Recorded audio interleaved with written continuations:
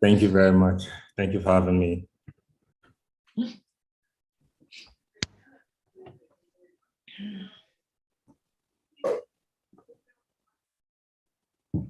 Okay, I think we are online now, YouTube.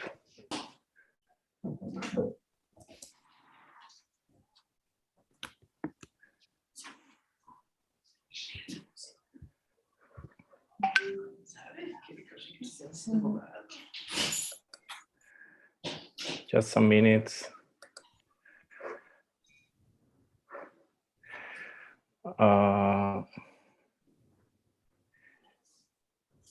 Yeah, the broadcast started. We have a little delay from the YouTube, but it's okay. We are recording. And this colloquium, they are, you can check the link and the channel of Navi later, and you can find the discussion, and you can send for your, anyway. I'm Cristhian. I am a postdoc visiting researcher from Brazil at FIU. And I, with my supervisor in Brazil, Carmen, we are organized this colloquium. And I want to give the welcome for everyone. This is the first international colloquium Recycling Utopia. And they are organized by Carmen, me, but also by the Anthropologies of Waste and Circular Economy Research Network. I prepare a little introduction about the issues and discussions for these 2 weeks. And I want to read it in English. I have a little delay with my pronunciation in English, but okay, it's not too much also. Okay, but well, the environment crisis plagues our planet Earth. It forces us. I'm sorry.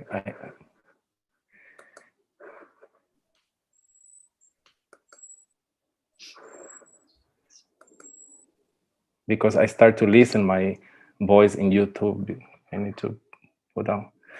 But okay, this crisis forced us to innovate scientific studies and point to the urgency of more ecological order. The human science and anthropology specifically expand their theoretical study and update their methodological practice to consider a conceptual field appropriate for this critical moment. Not only in the face of significant catastrophes, but also by investigating the ordinary methods of inhabits in different national contexts. Theories about risk, pollution, resilience, sustainability, environment education, symmetry, Anthropocene or environmental awareness policies, and waste recycling open a range of reflection on human action that warn about economic policies and committed to ecosystem balance that are increasingly present in anthropology research line and projects. The review on the knowledge of the human trajectory and the memory of this anthropological path also proliferes. In this context, the anthropology of waste and circular economy network emerges. Created from the first CAPES-Nuffici agreement between the Federal University of Santa Catarina and Vrije University Amsterdam in 2012, this establishment come from exchange between Brazil and Dutch researchers in the human science who focuses their study on the intersection of the themes, waste, and globalization. As of in 2018, with the insertion of new projects, partnerships were signed, expanding the network to researchers from other Brazilian and Latin American universities. This expansion reflects the relevance of these studies that seek to understand the relation between consumption and disposal of products of the face of a state of environmental emergency.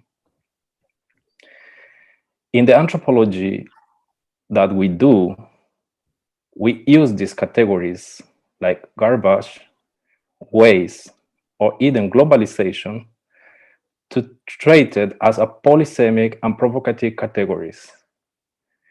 It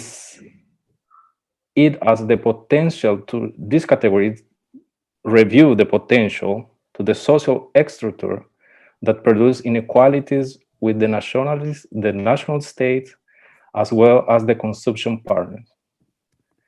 With garbage is understood like a social category for distinctions.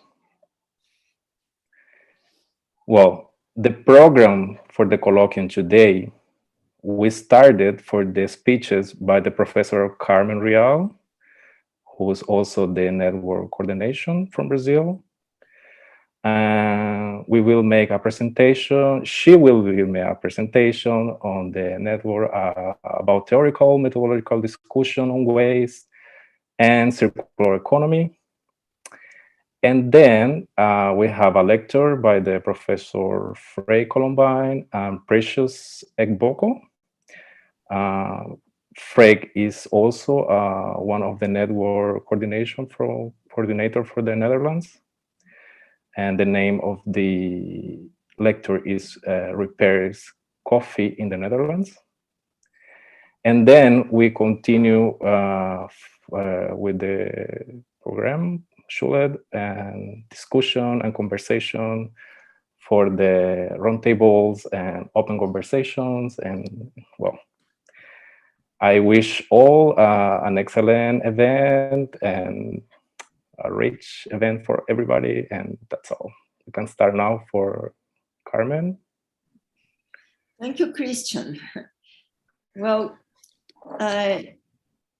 this colloquium is an offshot of the Capes no FIC agreement that we have with the VU Amsterdam for many years, in a dialogue with Professor Freek Colombijn. Thanks to this agreement, many students and research passed through VU. Among the results of the agreement, we had a book, O Poder do Lixo, published by the Brazilian Anthropological Association, freely accessible on the ABA website, and a dossier in the journal Iluminuras, published by the Federal University of Rio Grande do Sul, and many, many pages in dissertations. Capes no FIC was an agreement that democratically started one afternoon at a meeting of NAVI, our research group here in the Federal University of Santa Catarina, where we put to a vote two projects possibilities to be proposed to Capes. Mine, to research football with a group from the University of Amsterdam, and that of Barbara to research waste and the circular economy. My proposal lost over by Barbara's always passionate arguments. And once again, we convinced Freek to get on the boat as one of the skippers. Viviane Assunção, Luceni Helbrandt, Andrea Eichberg, Carla Rocha, Luciano Janek, Christian Caje, Margarete Nunes, Caroline Almeida, Eunice Nodari, Barbara Arisi, Cornelia Eckert, and myself. We are grateful for the conversation with Freek and over the years with other Dutch colleagues. We all took something from the VU with us, like a permanent mark. And I hope that Vivi, Lu, Carlinha, Chris, Carol, Chica, etc., also left something of themselves in the beautiful Amsterdam that we learned to love so much. To start off, we took the definition of circular economy in the US, the largest economy in the world. I don't know, can you project the PowerPoint that I made, Chris? Because then it's easier. I don't have to read all the quotations and everything.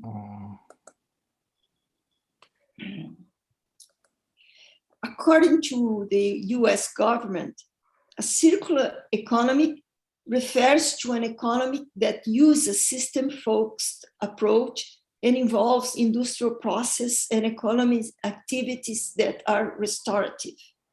It's a change to the model in which resources are mined, made in products, and then become waste. A circular economy recapturates waste as a resource to manufacture new material and products. The purpose of the agreement CAPES NUFIC that took so many of us to Europe has always been to understand garbage and its various dimensions and contribute to public policies that help to soften the problem here in Brazil, knowing that it is not a local or global issue, but something to be looked upon in various scales. The topic was in fact not only passionate, but socially relevant. A simple example taken from Jornal Nacional last Tuesday night. 150 million tons of plastic waste circulates in the oceans. If nothing is done, this number will double in 30 years. Brazil is a big polluter, but also a world model for the organization of waste pickers. But it's necessary to take certain risks to think about garbage. Freud already warned us. Could you change this slide? Yeah. Many before Freud took the risk of being inconvenient. If we were to make a genealogy of those who were concerned with ecology, with the cleaning of our home in the world, perhaps we would have to go back to Rousseau, the walking philosopher, to John Muir, the pioneer of national parks and the protection of wild places. You can change to Rachel Carson, the marine biologist and conservationist who announced the pesticide disaster, whose influence book Silent Spring, 1962, is credited with advancing the global environmental movement. To the Australian researchers Bill Mollison and Dave Holmgren, who coined the word permaculture in the 70s by merging the terms permanent and agriculture. To the French agronomist René Dumont, the first environmentalist candidate in a presidential election, and one of the first to use the term sustainable development, to André Gosse, the Australian and French philosopher, journalist, so concerned with political ecology, and to get to Vinciane Desprez, the philosopher of the birds, to Isabel Stengers and her proposition of cosmopolitics, a key aspect of the progressive composition of a common world in which the non-human and the human are intimately entangled. To Donna Haraway, who criticized anthropocentrism and emphasized the self-organizing power of non-human process. Or Bruno Latour, thinker of the Anthropocene, de la Grande Accélération, and many others. Here in Brazil, to the visionary José Lutzenberg, who already in the 70s warned of the danger of gases affecting the ozone layer, to Marina Silva, our protectress of forests, to Chico Mendes, killed for defending the Amazon, and so many indigenous people that would take me an hour to mention. We would have to go back to the Mayans' notion of buen viver, which nowadays seems more important than ever and has been employed by many contemporary thinkers. The Holocene, the The epoch that precedes the Anthropocene was the expansion of Homo sapiens in all ends of the globe. Our travel to the moon and descending objects to the ends of the solar system. Polluting was a way of appropriating space, as said by the philosopher Michel Serres. In the new era, with the geochemist Paul Crutzen and the biologist Eugene Stommer, proposed to baptize Anthropocene from the ancient Greek anthropos, meaning man, and scene, meaning new. Our task is to clean up the planet. To the Homo sapiens succeeded the Homo detritus in the Anthropocene, or Capitalocene, if you wish. Haraway criticized the term Anthropocene because it generalizes as a species. She preferred the term Capitalocene, which defines capitalism imperatives to expand itself and grow. Anthropocene, Capitalocene, and in that era, humanity, especially that of the industrialized countries, has become a geological force capable of modifying the Earth system. The detritus constitute evidence of a change in epoch. No doubt that the Anthropocene, Capitalocene is a garbage scene, a waste scene. You can change it.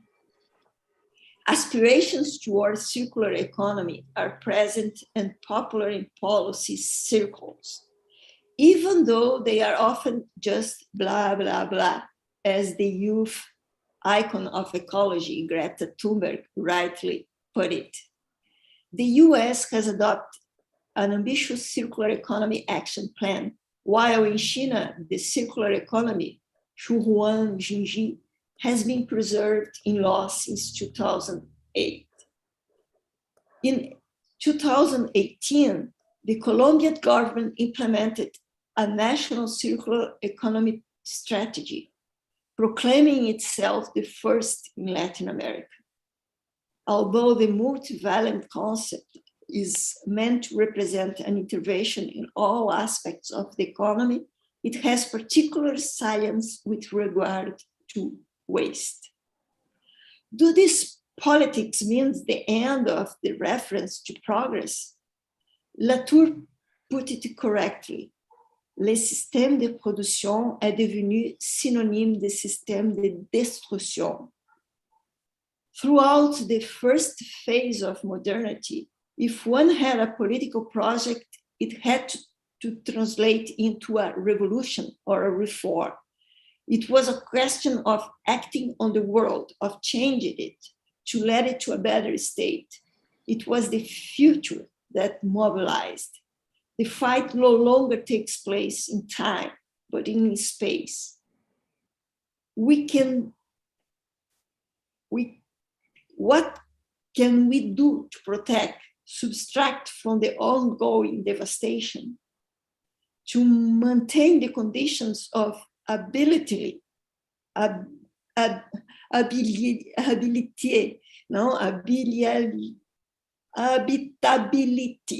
the planet,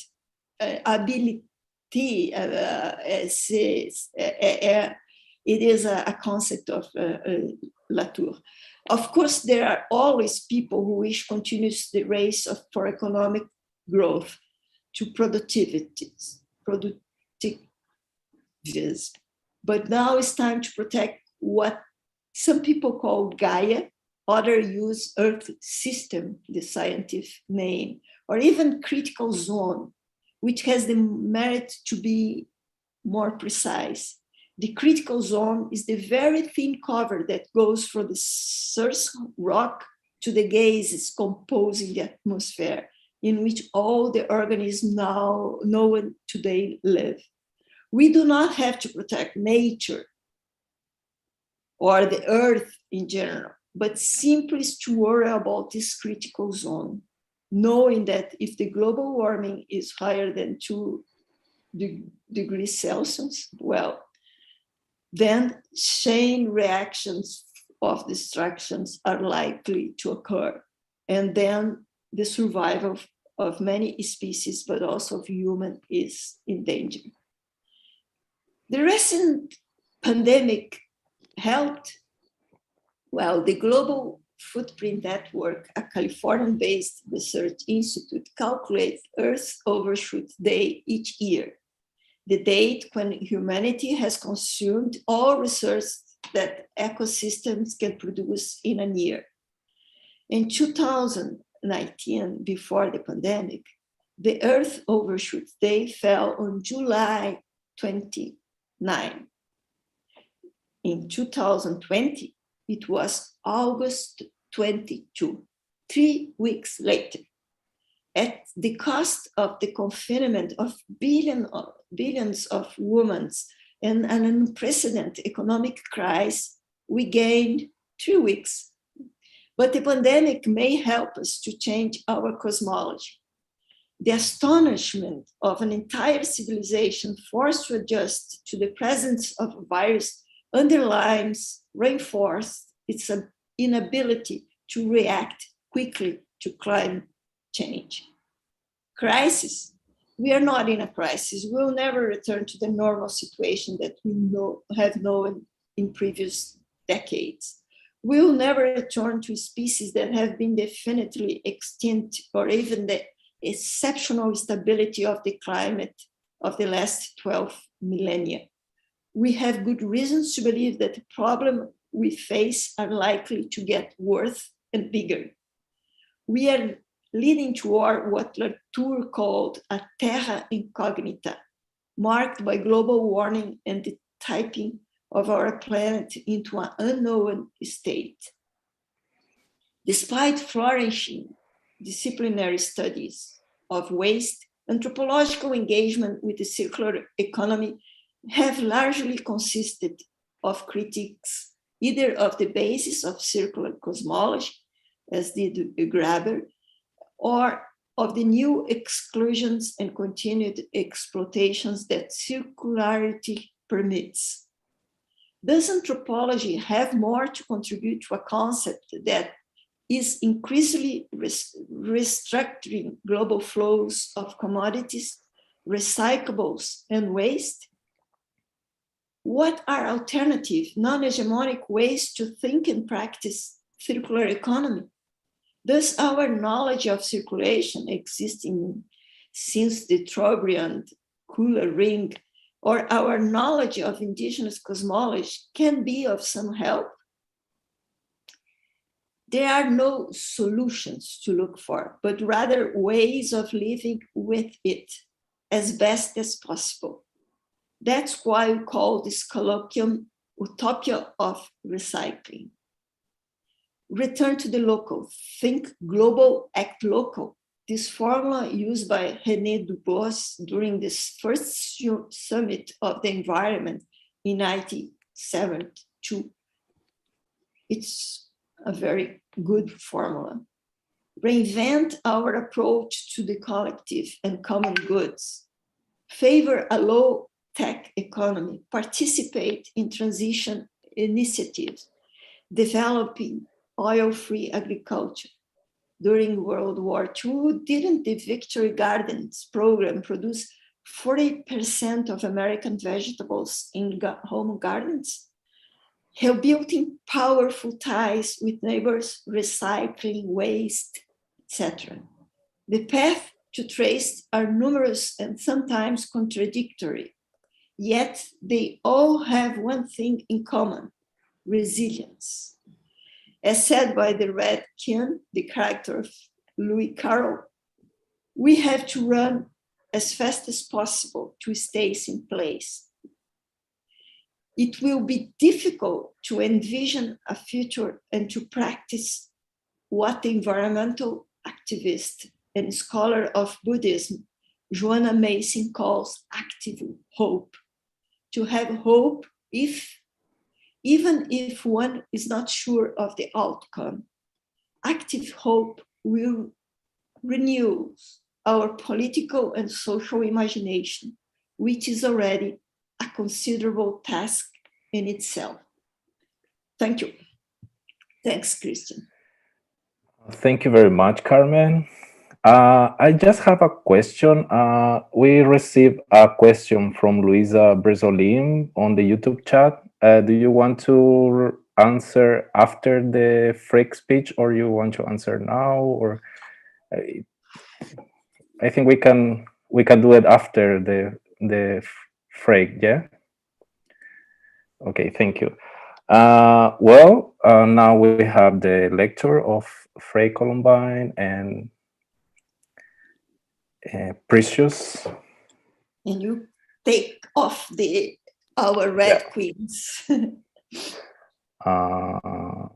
Let me put here the presentation of Freek.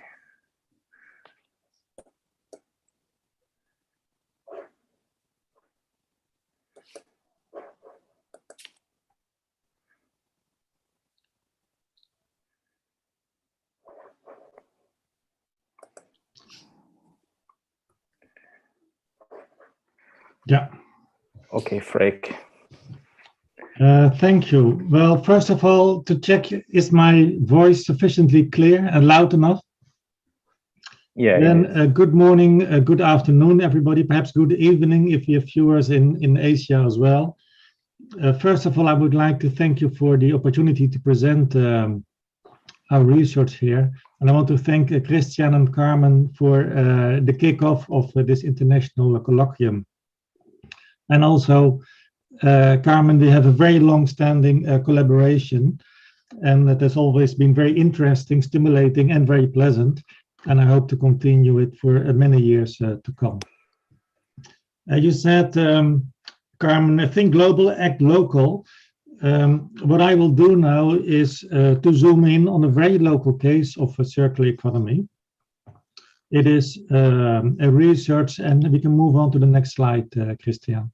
Okay. It's a research done by Precious, Egboko, and myself. Precious is a former master's student of ours who graduated 2 years ago, and who's also in the audience now. And I must emphasize, he did most of the field work on which this presentation is based. In the town of Tilburg. It's a middle-sized town in the Netherlands, but I think according to Brazilian standards, it's a very small town. And I did some additional research in Voorschoten, which is small by both Brazilian and Dutch standards. And Precious and I have worked on, after Precious graduated, he turned his master thesis into a manuscript to be submitted to a journal. And I started to help give feedback, and at some point start to add so much input, give so much input and write, that in the end I became a co-author. Something we need to consider, I'm just raising the issue now and I will not address it now, is whether we best submit it to a journal now, or that you want it to be included in the publication you have in mind. But this is something to be discussed afterwards. So the research is about repair cafes, and we can go on to the next slide, Cristhian. And first, a note on what are repair cafes. Repair cafes are places where people, usually they open up once a month, and this is a place where volunteers are waiting for customers, clients to repair objects.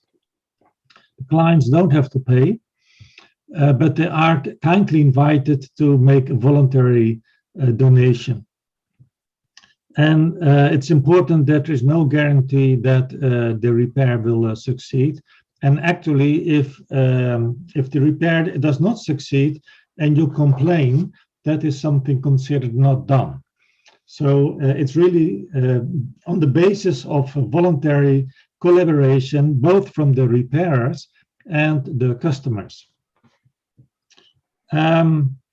Usually things that are being repaired there, that are brought to be repaired, think of CD players, clothing as well, sometimes cell phones, but cell phones are a bit difficult to repair, coffee machines, all sorts, mostly electronic equipment. In most of the cases, if you would try to have it repaired on a commercial basis, then the cost would be prohibitive. So it's only because the people work on a voluntary base and you have to sit and wait there. I will show some images later. So you also invest as a customer, you invest your time. And only on this basis, it's possible to make these repairs. The first repair cafe took place as an event, was organized as a one-time only event in Amsterdam in 2009. But it was such a success that the organizers decided to do it on a more permanent basis, to repeat the event, and then it spread. It spread to all over Europe, but also outside Europe. Now you have repair cafes in Brazil, in the USA, Canada, and so on and so forth. So it's really a phenomenon that in just over 10 years spread all over the world. So apparently there is a need for it. There's an demand for it. Well, Precious started doing research on one particular repair cafe in Tilburg, and his or our interest stems from curiosity. Can repair cafes contribute to the waste reduction in a circular economic model? So this is the general question from where we started. And then, and we can move on to the next slide, Cristhian. And then, in a way, the repair cafes form a critique of capitalism and a capitalist mode of production. So first, very briefly on how do we look at capitalism? Well, first, time is money. So you always make a calculation.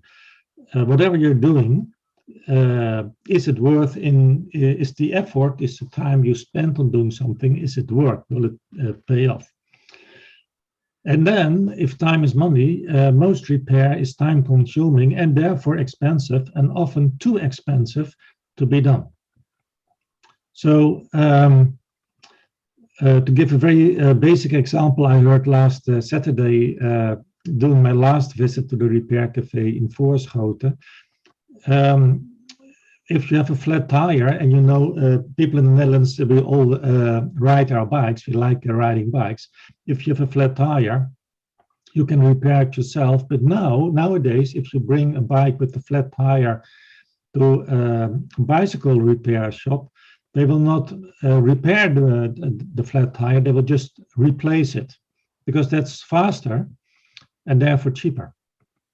And this is also the idea of linear economy, where you use resources to produce something, and at the end of the product, when it breaks down, it's best to discard it, because then you can purchase something new. And it is this ongoing discarding of objects and purchasing new objects that keep production going, so that keeps capitalism going. And the environment is suffering from such a linear economy, both because we take resources out of the environment all the time, and it is also a sink for residue of our economic activity. Whether you're talking about the atmosphere or just a solid waste that is deposited somewhere, or pollution of our rivers or oceans, the environment is a sink for the residue of our economic activity. Now, the question we wanted to answer is, we can go on, Cristhian, is how and why do the activities in the Tilburg's repair cafe challenge the hegemonic linear capitalist economic system? We used a methodology that is mostly Precious, that I joined later, of a participant observation, participant meaning as a client, not as a repairer. So we brought a speaker box, a CD player, and just last Saturday I brought my my broken electric hedge trimmer. Precious had additional interviews. We studied online documents. We studied social media of repair cafes. So we used several methods to get an idea what's going on. The Corona lockdown badly interfered with the research process, I must say. But that is, for now, that's only a footnote in the presentation. Now, for some time, social scientists have talked about a throwaway society, and but we are getting away from the throwaway society. Christian, can we have the next slide, please? And then to quote, but you can read the quote faster than I can read it out, that the consumerist ideology, you can read it yourself, the quote from Anna Bolin. So we think of our society as a throwaway society, but things are changing. We throw away less than we used to do. And already in 2007, Nikki Gregson, Metcalfe, and Louisa Crew argued that for the UK at the time, well, even then, it was not just a throwaway society. People rather prefer to barter things, to give things, old things away, but somehow to make use of old stuff and not just to throw it away when it is broken. So perhaps this change is already with us for some time. Now, and Christian, you must tell me when I have to hurry or have to when we're running out of time. Very quickly, I want to show a little about how the Repair Cafe is organized, so we can just move on slide after slide from here. And the first thing is, so yes, please, 2 slides on, Christian. The first thing is the seating, which is important. And this is the Repair Cafe. And sorry, Precious, this is a picture from Voorschoten, not from Tilburg. And by the way, I want to point out the detail, I'm proud of it. It refers to a newspaper article which still has to appear. So this is the most topical presentation I've ever given. It's a picture in a newspaper published in Voorschoten, and you see me as interviewer sitting on the picture. So tomorrow I will be in the newspapers. But that's not the point I wish to make. The real point is that, so here you have a long table. On the left you have the repairers, all males in this case, although there are also some women. And on the right, you have the customers, and you're really not supposed to sit on the other side. So there's a clear distinction between who's the repairers. They are the people with expertise. You should treat them with respect. And the clients are the helpless people sitting on the other side. So there is a certain hierarchy in the seating. The repairers, yes, please, Christian. The repairers, they also demonstrate in a way their expertise. So there's a kind of a ritual in which they show their expertise. So they explain what they're doing. They use incomprehensible language, sometimes incomprehensible vocabulary, only to show I know what I'm talking about, and you, client, you don't know. Also, they do, so here this is our hedge trimmer, and you can just look at, okay, is an electricity cable broken? But instead they use an, I don't know what's called in English, something like an ampere meter. So they use smart equipment, but I think that's more to show, oh, we have all these tools, all these, all these skills, rather than that is really essential. So you see the next slide, they're really proud of their tools, and they know how to handle these tools, and they learn the knowledge how to use these tools is important to them. A very important part of the Repair Cafe is the convivial atmosphere. Yes, Christian.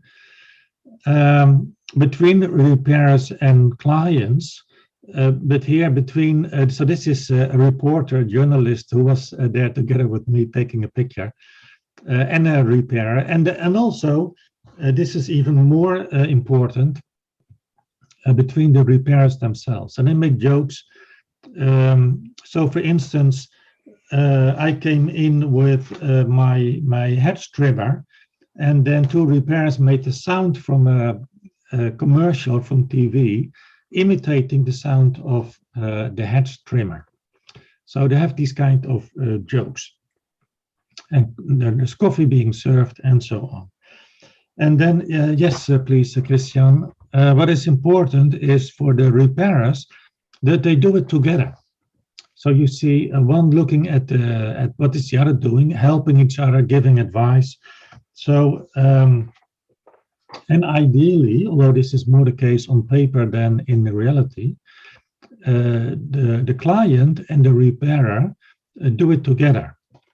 That in practice, that is hardly the case. But the repairers themselves, they love to work in teams. Sometimes the three of them are working together, giving comments, giving suggestions, and so on and so forth.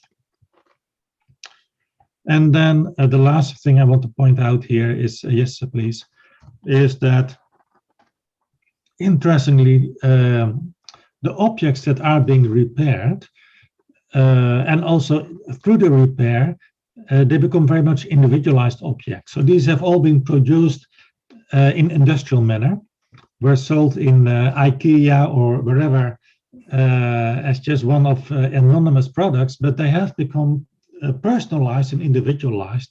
So you see in the frontal, in this picture, it's not very clear, but this large white circle is an old clock, and then you see the foot of a lamp, which looks a bit like a golden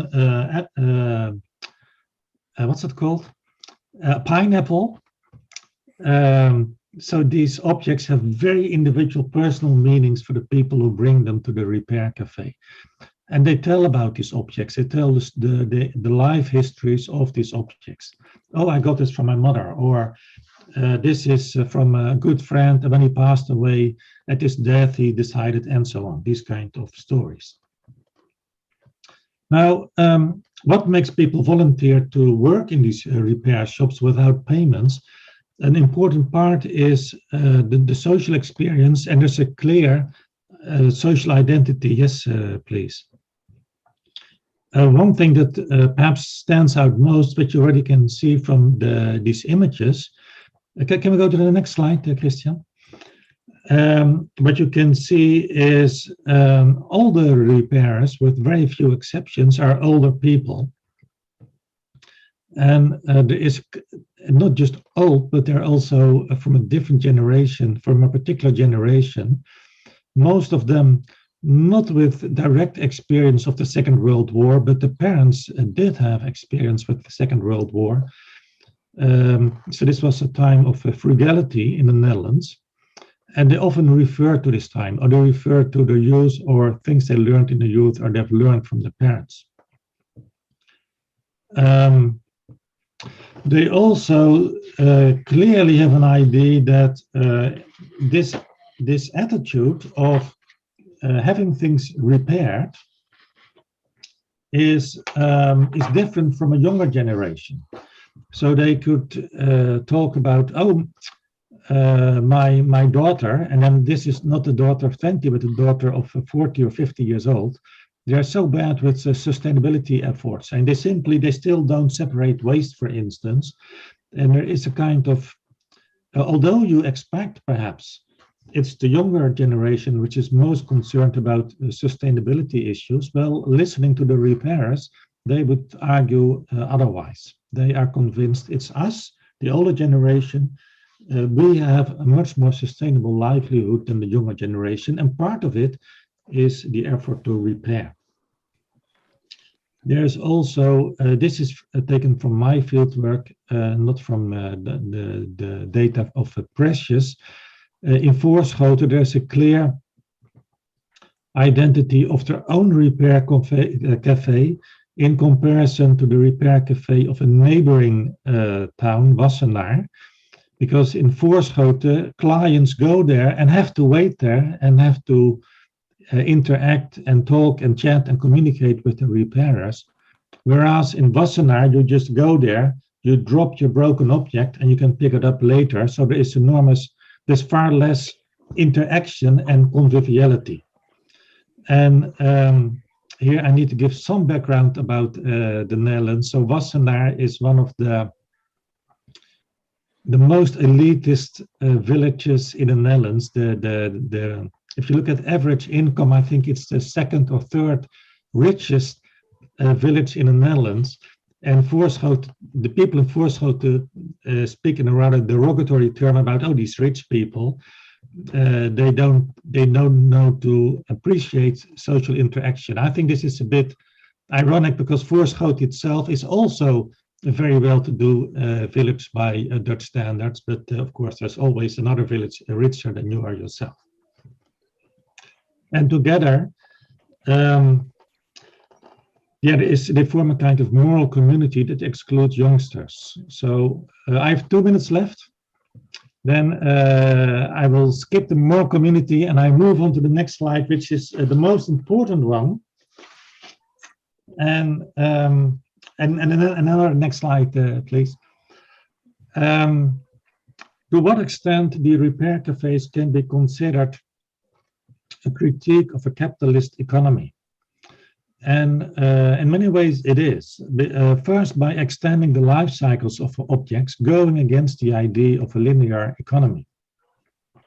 Secondly, by the business logic that they refuse payment, although they accept donations, but they refuse payment. And also the idea that customers and repairers are not just a client and somebody who has to deliver, but together you form a community. And if you treat the repairers as somebody who just have to do the business, and for instance, if they fail to repair, you're not supposed to complain, as you would be allowed to complain if you really go to a business and they fail to do the job they've promised to do. But even more, they are very critical of the design of these objects, the inbuilt obsolescence, and especially they are greatly annoyed, this is for them the biggest challenge, they're greatly annoyed by the difficulty to open many of these objects, vacuum cleaners or whatever. As soon as they open the object, usually it can be repaired, but opening it without smashing it, this is the big challenge. And they're very critical of the industries that design objects in such a way. Also the lack of spare parts, how difficult it is to get technical drawings of the equipment, but especially the design. And here they're really critical.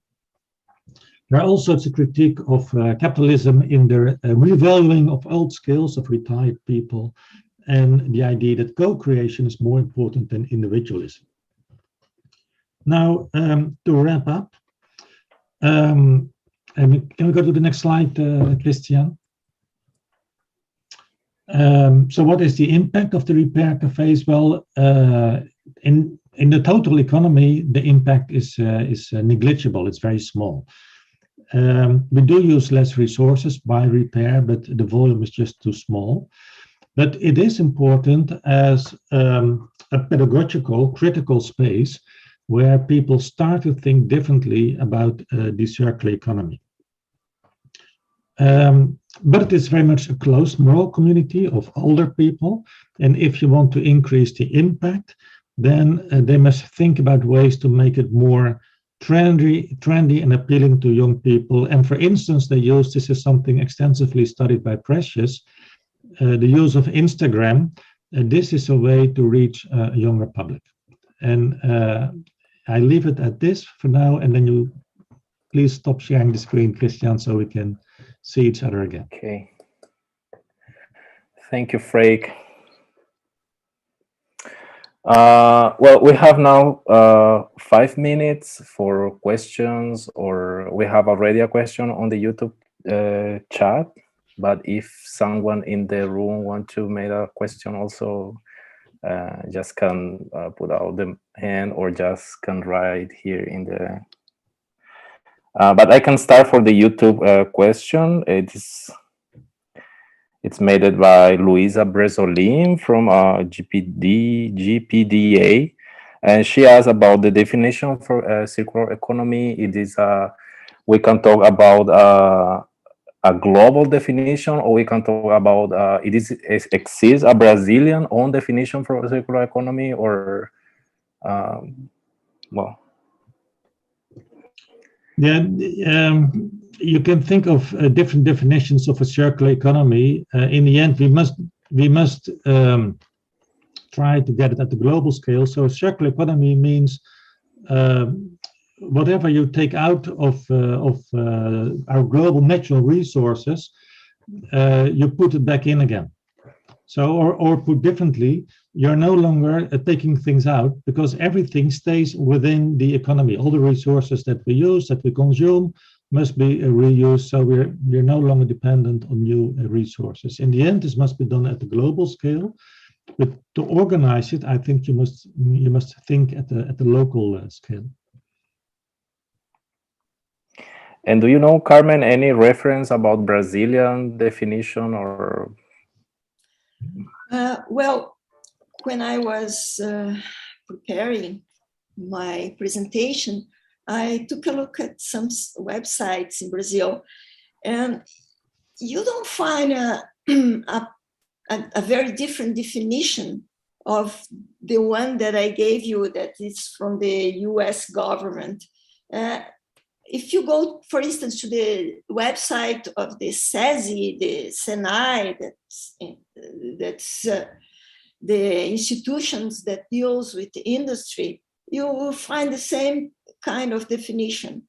I'll read it for you. Para a indústria, a economia circular faz parte do processo evolutivo em que o melhor uso dos recursos naturais e a perspectiva de valor econômico somam esforços para atender as demandas sociais e, ao mesmo tempo, manter o meio ambiente equilibrado. That's what Freek just said. There is no particular definition of circular economy in Brazil. Yeah.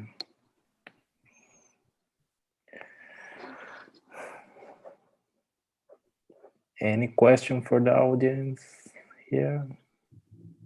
Barbara, Mariano. Hi, Mariano. Hi, how are you? Thank you. Obrigado pela invitação também.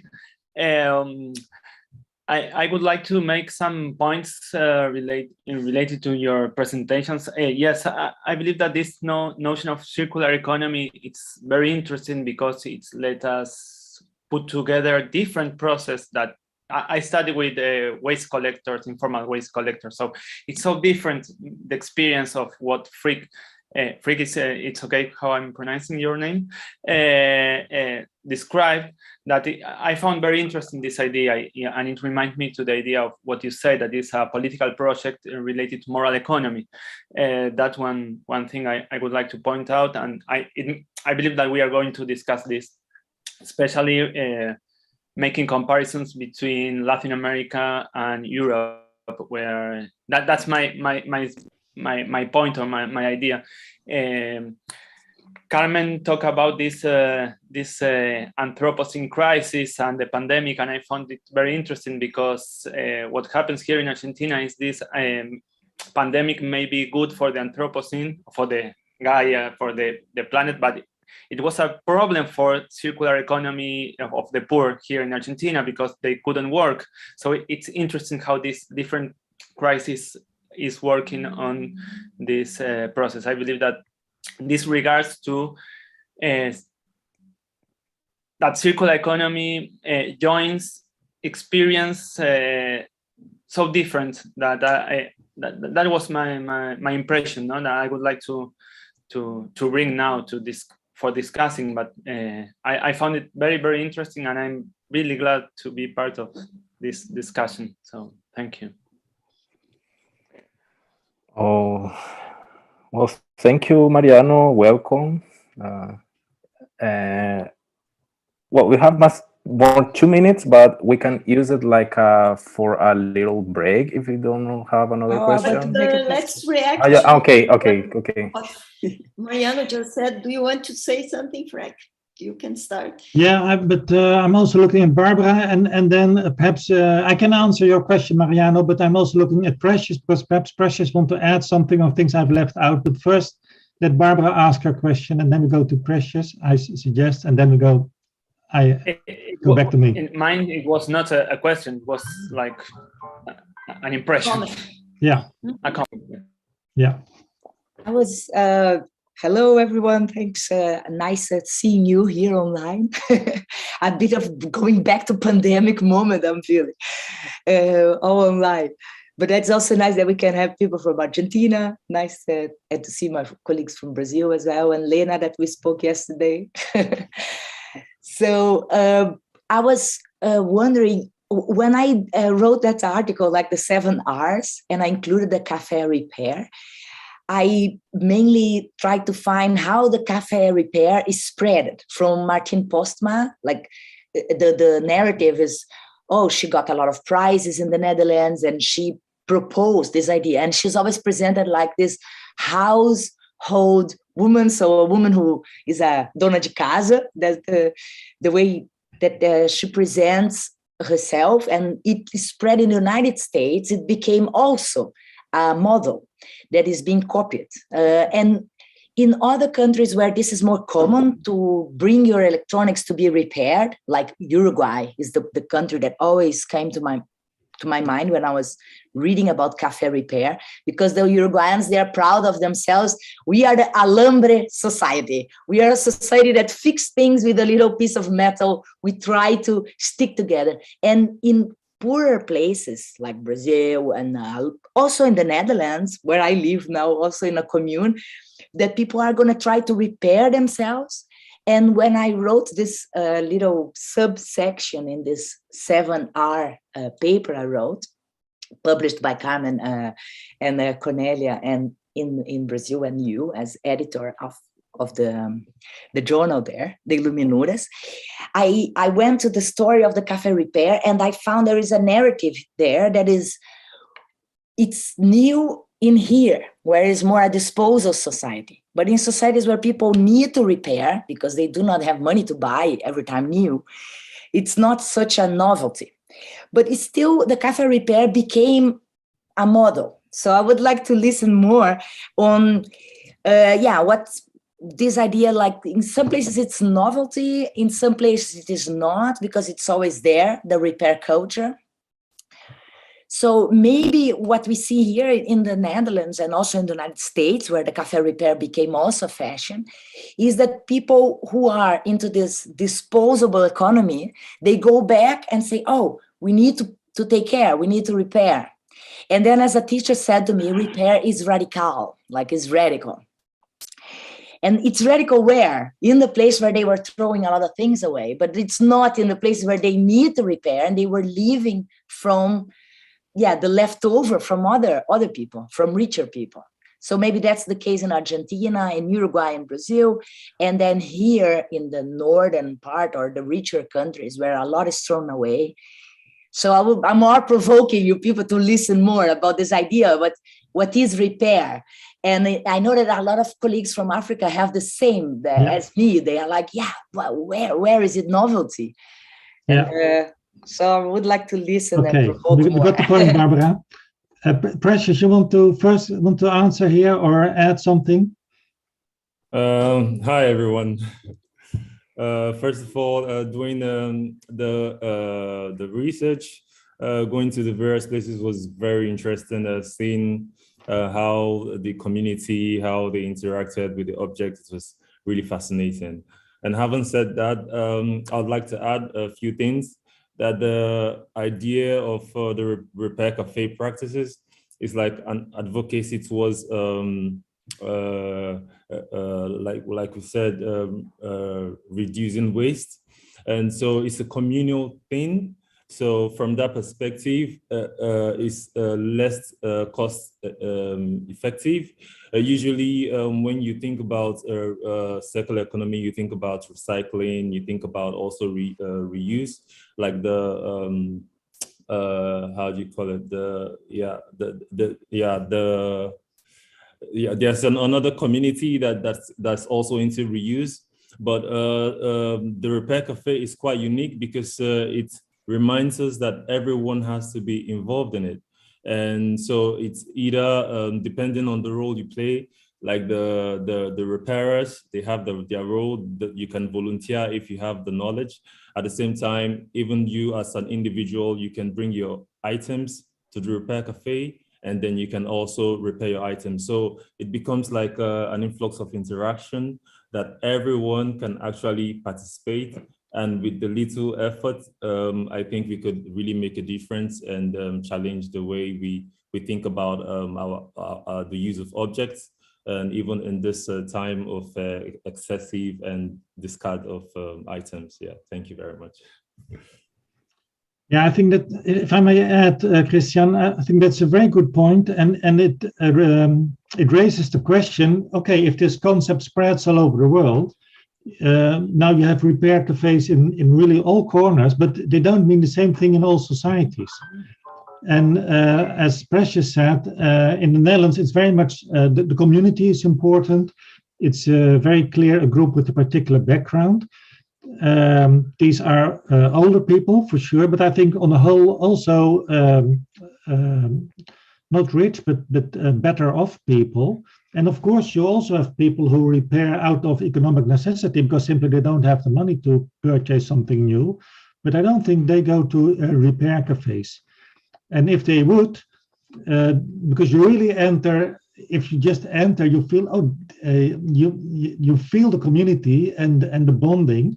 And if you don't belong to that background, you won't feel at ease. And for instance, something I heard is a Syrian refugee who worked as a repairer, and the others talked so nicely about him that at some point he didn't show up anymore because, socially or culturally speaking, he did not fit in. So if the concept spreads all over the world, it will mean different things in different parts of the world.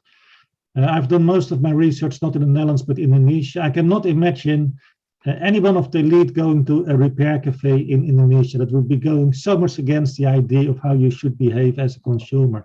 And then to go back to Mariano's point, and by the way, it's nice to meet you. I know you work on waste pickers because I've done research in Indonesia on waste management, including waste pickers.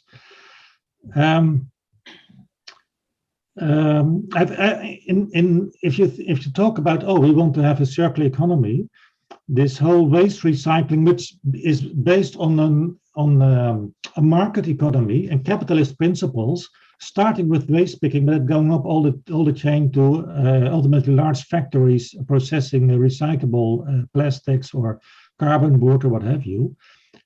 In terms of volume, that makes a difference because it's based on capitalist principles, and the fact that repair cafes go against the capitalist logic makes it sympathetic perhaps, but also in terms of volumes less successful. Carmen? Yes, no, I was listening to Freek and Precious' presentation, and I was thinking about Marais-sur-Serie.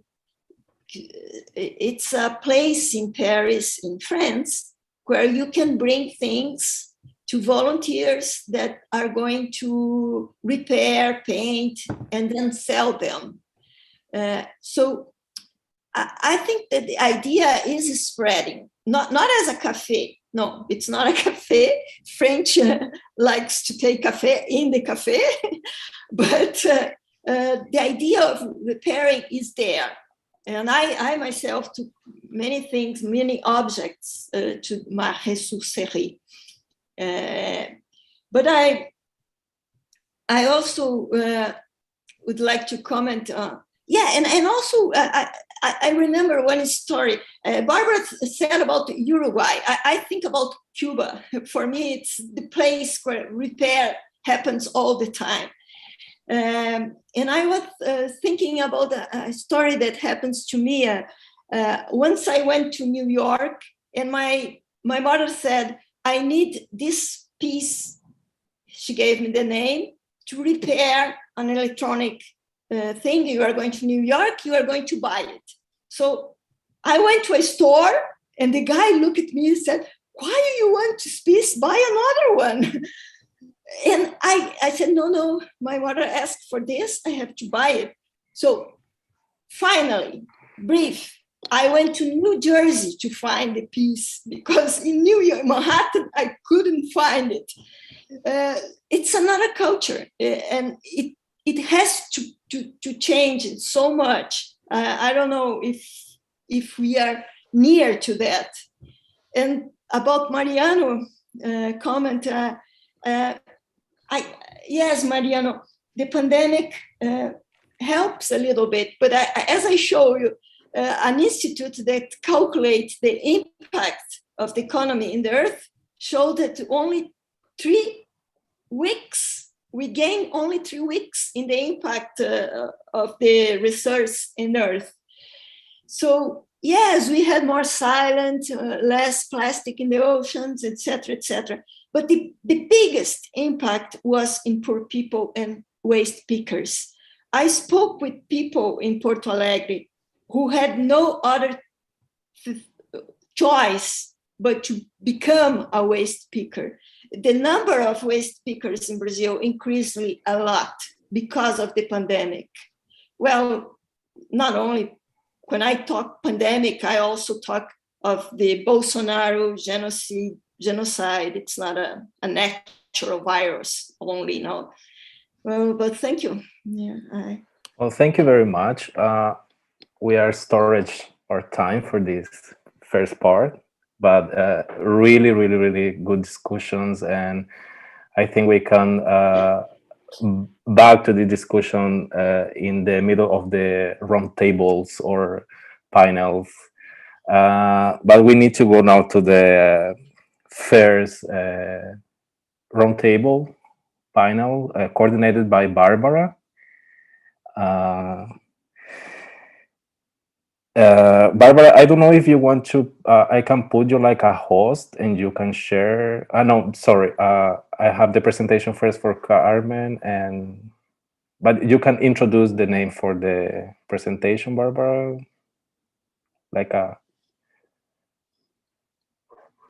There is no break? Well, we use the time for the break, but we can do a 3 minutes break, I think. 3 minutes, run! For a couple of water or... Good. And then I stay with Cristhian here to organize the turn on this and turn off that one. Yeah, but like a moderator, you can introduce the name of the table and introduce the researchers. Great. Do you want to? I can also talk to you on the 3 minutes break. We can talk on the email just to make sure that I don't drop YouTube or something. I have the presentation for Carmen, Cornelia, and Carla. Okay. And I will call you on the telephone. Okay.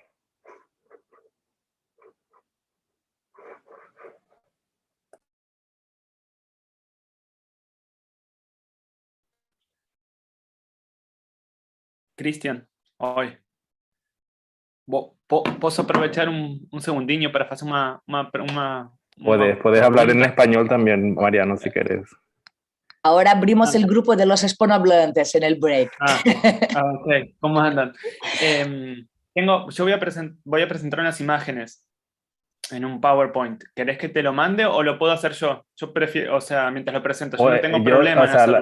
La configuración de la sala está para que cada uno haga su share screen. Ok. Yo voy a hacerlo perfecto, también. como había visto eso. Pero entonces, igual si quieren, dejé abierta la posibilidad de que si quieren mandar el documento y yo hago No. Pero no. están... Perfecto, no problema. Y vos disculpame, vos entráis a ir y tenés que hacer cosas. Estoy intentando seguir la discusión. Pero gracias, Mariano. Muchas gracias por tu presencia. No, pero sí, esa es la idea, ¿no? Un poco. La idea es poder participar, no solamente, o sea, seguir una discusión. No venir el crecimiento viene por ese lado, ¿no? Como escuchar, sobre todo. Mariano, ¿conoces a Matías Godio? Es nuestro colega del núcleo de antropología visual. Ahora es maestro de la UNTREF, la Universidad Nacional 3 de Febrero. No, Matías, porque ¿cuánto? Él organizó él tiene iniciando una maestría allá en la UNTREF y él me invitó, yo hablé en una de del inicio del semestre pero creo que ustedes dos podrían cambiar muchas ideas y cosas, porque él está justo trabajando con el área de los sindicatos para organizar cursos de lo que, esa idea de la circular economy, que, porque es una política en la Unión Europea, entonces va a ser un poco impuesta en la América Latina, es medio así. Y él organizó un debate sobre green jobs, sobre empleos verdes, lo están llamando en Argentina. Y sería interesante, creo, a lo mejor puedes hablar directo con él y te mandamos el contacto. Él también es compañero de trabajo, trabajó con Carmen, hizo su maestría, su doctorado con ella. Antropología visual, más. Sí, antropología visual. Matías, te mandamos el contacto de Matías. Matías no, Godoy interesante es el nombre. Porque además, hace 2 semanas estuve en una conferencia, así en un workshop sobre ropa, usos de ropa, ¿no? Y era otra economía, ¿no? Que no... Pero hay mucho de la ropa también como sorry, we have new partners here. We were talking about that. I was saying to Mariano that we have a colleague that works in Argentina, and he works in a postgrad. And he was also invited me for the opening of one of the postgrad when it started the year. And it was very interesting because people were presenting what is happening in Argentina and how the European Union circular economy that became a policy to be achieved in all members of the European Union, how it is impacting in South America, like how it arrived there with this idea of green jobs, and they are already using the narrative like empleos verdes, that's the translation of green jobs. So I think the UNTREF will really like to be in touch with you, Mariano. Okay, yes. It's really interesting because I work for about 15 years with informal collectors, so I lived all this process when this was not a green job or even a job from garbage. So it's interesting how this become a job and an environmental job. And this brings us my question that it regards to how the same activity, it's not the same activity, no? It's in different contexts, collecting or even this what we call circular economy, it's not the same. Even when you are doing the same, like looking into the garbage, it's not the same. So this is and here I heard from a lady in the Netherlands. She's from the US, a specialist in circular economy before it was called circular economy, because she's a specialist in more the recycling of waste. I can send you her thesis also. It's a very interesting thesis. And she says that now what's happening here is that the companies are trying to be in between and to get control on the rubbish and consider this to be industrial property and to who it belongs, the waste, to the municipality, to the company who is a third party for the municipality or for the government. So there is going to happen a dispute on the resources that she sees it coming. And that she told me 5 years ago. And I think it's just increasing. So it's not that she has this future reading. It's just because she follows like you for so long that she sees where it's going to happen the next dispute. Okay. It's the waste grabbing. We don't have that word yet, but I think we are going to have it soon. Waste grabbing, like land grabbing, waste grabbing. We have that. In Porto Alegre, it's a war for the waste. You see it? That's going on. A real war. I saw it. It was incredible. Yeah. Well, thank you. So I love this kind of coffee talk, Zoom coffee talk. The coffee talk is the nice. The nice. Yeah, of course. Okay, so we are ready to start again. I can start. No, just 1 minute. Okay. Because if there's 1 minute left, I would like to make an additional comment about circular economy and importance of scale. So what is at this moment really a very hot political topic is the reduction of agriculture, and it's maddening. So you have protests of farmers who even intimidate ministers and go to the houses and protest. And But it's done. There's a policy that agriculture must be reduced in order to make the Netherlands more sustainable. But the only way to do it, unless Dutch people will start eating less meat and consume other agricultural products, is moving the production to other countries. So it looks nice at the national scale, we're making an effort, but at the global scale, it's not doing any good, especially not if perhaps agricultural production elsewhere in the world isn't done in a less sustainable manner than in the Netherlands. Then from a global perspective, better to keep it in the Netherlands. Yeah. But Freek, have you seen this lady who is also raising her voice on the news here? It's a farmer, and she is like, you know, like looking like a farmer woman, and she's saying, yeah, we have to do it ecologically. It's going to be work intensive. We need to fill up our fields with people again. And so she is the only leftist farmer voice I heard until now. All the other ones are more like what we would call traditionally more right-wing, more conservative, like, because this is a whole discussion in the Netherlands. It's happening this week. They went there, they intimidated the prime minister, and yeah, it's going on. Are we ready? Yes, yeah, we are ready. Very yeah, you share the screen. Are you going to? I'm sharing your screen, Carmen. Yeah, we have now the presentation of Carmen and Cornelia. It's what we see on the screen. People who are on the YouTube following us. So they are going to present about their recent ethnography, which is very interesting because they are like, they formed a lot of us. They are our teachers. So it is very interesting. I was also as a native part of this research. They came to visit me in the commune where I live. They even filmed me bringing my organic food outside. Organic big compost we have in the place where I live, 250 rooms in the second biggest commune in the Netherlands. But they also traveled here in the Netherlands, visiting a lot of the companies who work in the waste industry, in the circular economy. So they had an overview, and they are two very experienced field workers, both Cornelia and Carmen. So it is, I'm very looking forward to what they will present, because I think they're preparing this still to write or to make some beautiful and interesting visual work, because they're both from visual anthropology.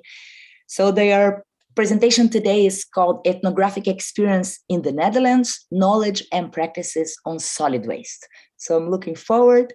I will tell you about the time. I will be talking with Cristhian when he makes some mark for me. I'm gonna say to you 3 minutes. Okay.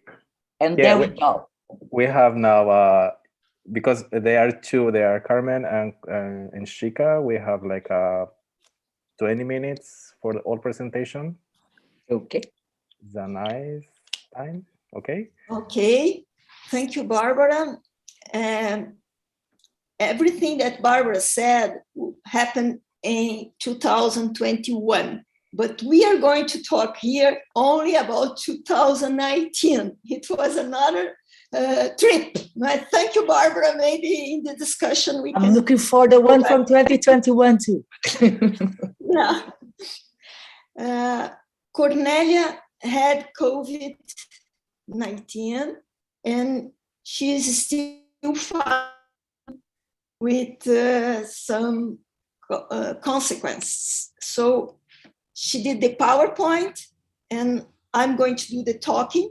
I prepared in Portuguese because Cristhian said it was going to be a multi-language presentation, but I'll try to give some ideas in English. The PowerPoint is in English.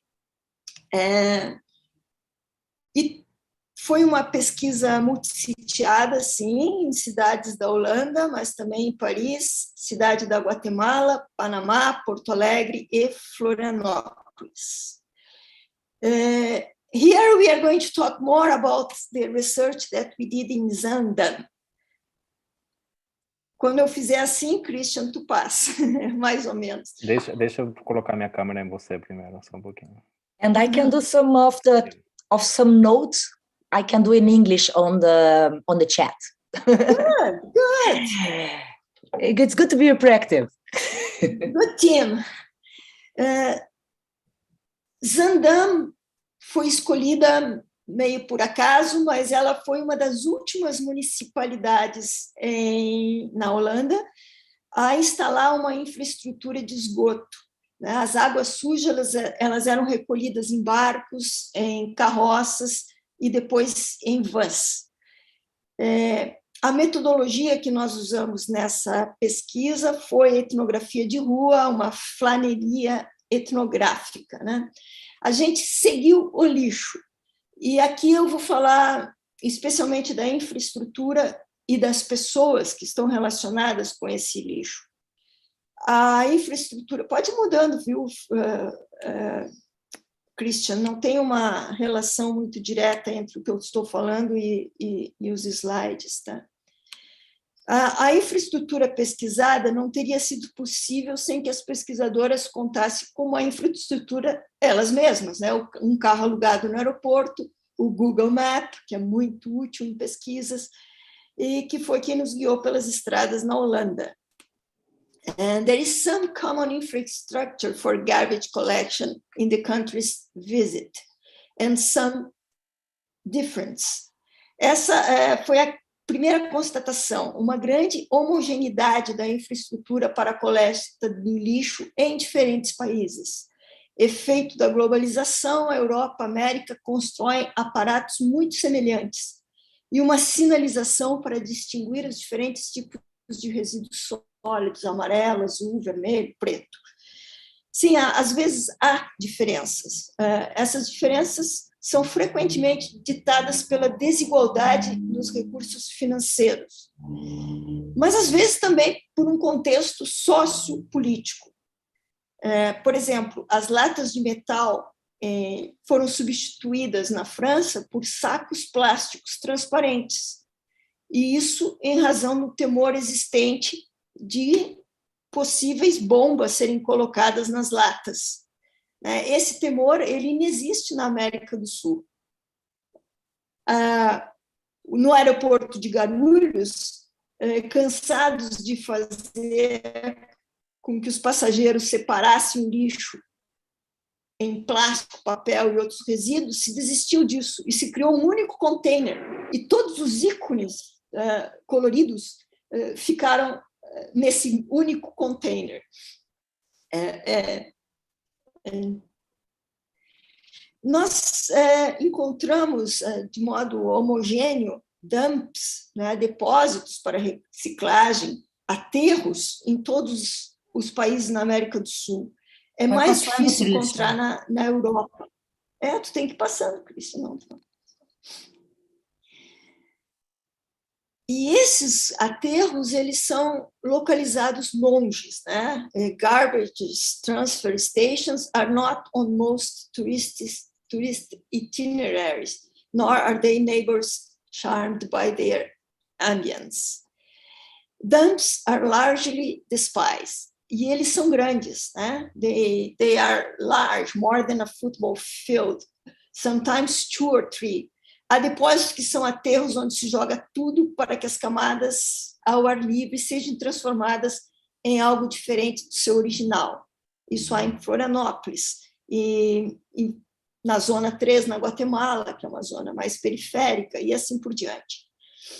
Não lembro de ter visto aterros na Holanda. Há depósitos que são legais e pertencem à municipalidade, localizado no que eles chamam de ruas ecológicas, e que são muito semelhantes ao que encontramos na França. Essa é uma foto da carroça que em Zaandam coletava as águas sujas, estão ali nos barris, né?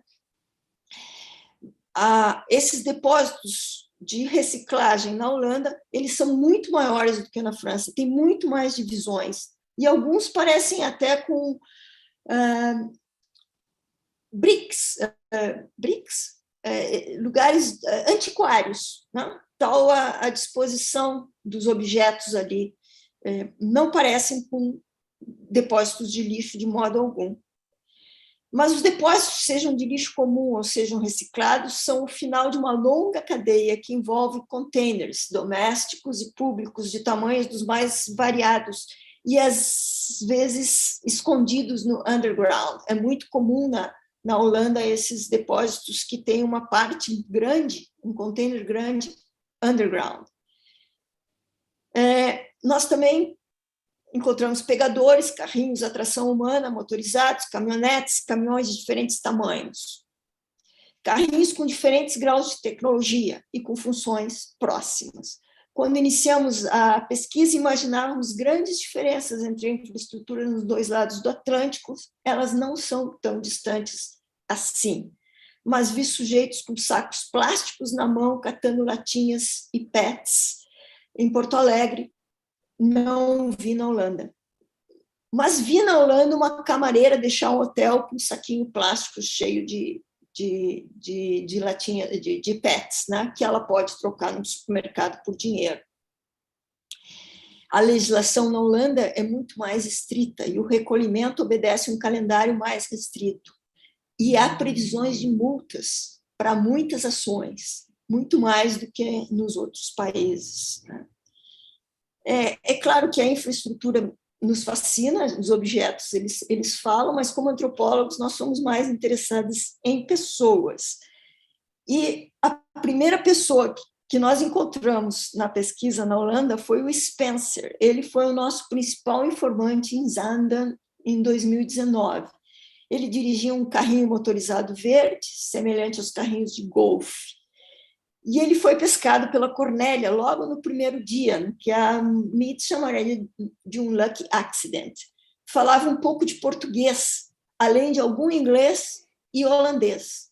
Quer dizer, um catador que falava 3 línguas e que entendia chinês, porque o pai do Spencer era chinês, migrou para a Holanda, trabalhou no comércio na Holanda, casou com a mãe do Spencer, que era uma holandesa, metade surinamesa. Ou seja, um holandês que entendia 4 línguas e era um catador muito diferente do que qualquer catador na América do Sul, né? Spencer ele supervisionava os catadores de Zaandam e ele trocou um emprego em um hotel. Esse aqui é o cartão que ele nos mostrou que ele precisa para abrir o container no edifício dele para botar o lixo. Quer dizer, cada pessoa tem esse cartão. E se faz alguma coisa de errado, o CHIPS vai poder denunciar a pessoa que o fez errado e vai ter que pagar uma multa, né? O Spencer trabalha 8 horas diárias, é o mesmo que trabalham os outros empregados de municipalidade na América, aqui que eu encontrei, e inicia pegando uma caminhonete elétrica na garagem para fazer a limpeza dos lixos, da água do canal e das ervas contaminadas. Tem instrumentos de todos os tipos para não ter que se abaixar, né? Ele cuida do espaço público, mas há espaços privados, como a água ao redor do hotel, aquele hotel que apareceu logo no primeiro slide, cuja limpeza é de responsabilidade dos proprietários e deve ser realizada 3 vezes ao ano. Spencer cumprimentava as pessoas que cruzavam conosco, ele parecia conhecê-las e ter uma boa relação com os moradores. Isso é muito diferente dos catadores que eu encontrei no Brasil, na América do Sul, e no Panamá, na Guatemala. Spencer tem uma escolaridade baixa, mas seu salário consegue ser melhor do que de um atendente de hotel, por exemplo, que foi o emprego que ele tinha, e trocou pelo emprego atual, porque ele ganha mais nesse emprego do que ganhava no hotel. Nós também encontramos Maria, a foto dela já apareceu, né, arquivista da municipalidade de Zaandam, que nos explicou que hoje os catadores não são mais estigmatizados, que há estudantes na Holanda que recolhem lixo, mas que há também pessoas com diferentes graus de deficiência que recebem ajuda do Estado e que devem retribuir com algum trabalho. Esse trabalho pode ser feito nos ecopontos, né? Nós constatamos isso visitando o ecoponto de Zaandam, e visitamos muitos outros na Holanda, né? E conversando com trabalhadores muito gentis, mas que tinham dificuldade de se expressar. Spencer não se preocupa tanto com a reciclagem, mas às vezes ele recolhe essas PETs e dá para o filho trocar por moedas no supermercado. Latinhas, que é a grande riqueza, uma das grandes riquezas dos catadores ali em Porto Alegre, por exemplo, não é interessante na Holanda como reciclagem. Sobre a reciclagem, ele diz que tem que fazer, mas na sua casa. Maria nos mostrou o mesmo tipo de cartão para acessar os containers, e ela tinha esse cartão preso num fio plástico em sua cintura, o que dava uma ideia de uso frequente, porque estava junto com as chaves, né? Cada edifício tem os seus containers com cores diferentes para a seleção e separação dos rejeitos por sua natureza, orgânicos, vidros, papel, plástico.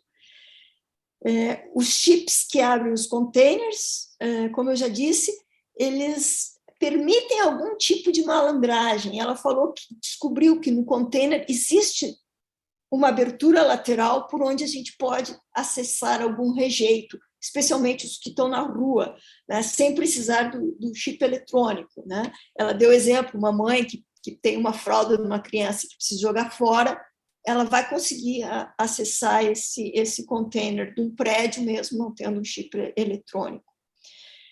Bem diferente da vida de Spencer é a de Alisson, um rapaz branco, 25 anos, de bermuda, t-shirt, tênis e boné, que encontrei revirando containers da prefeitura em um bairro de elite em Porto Alegre.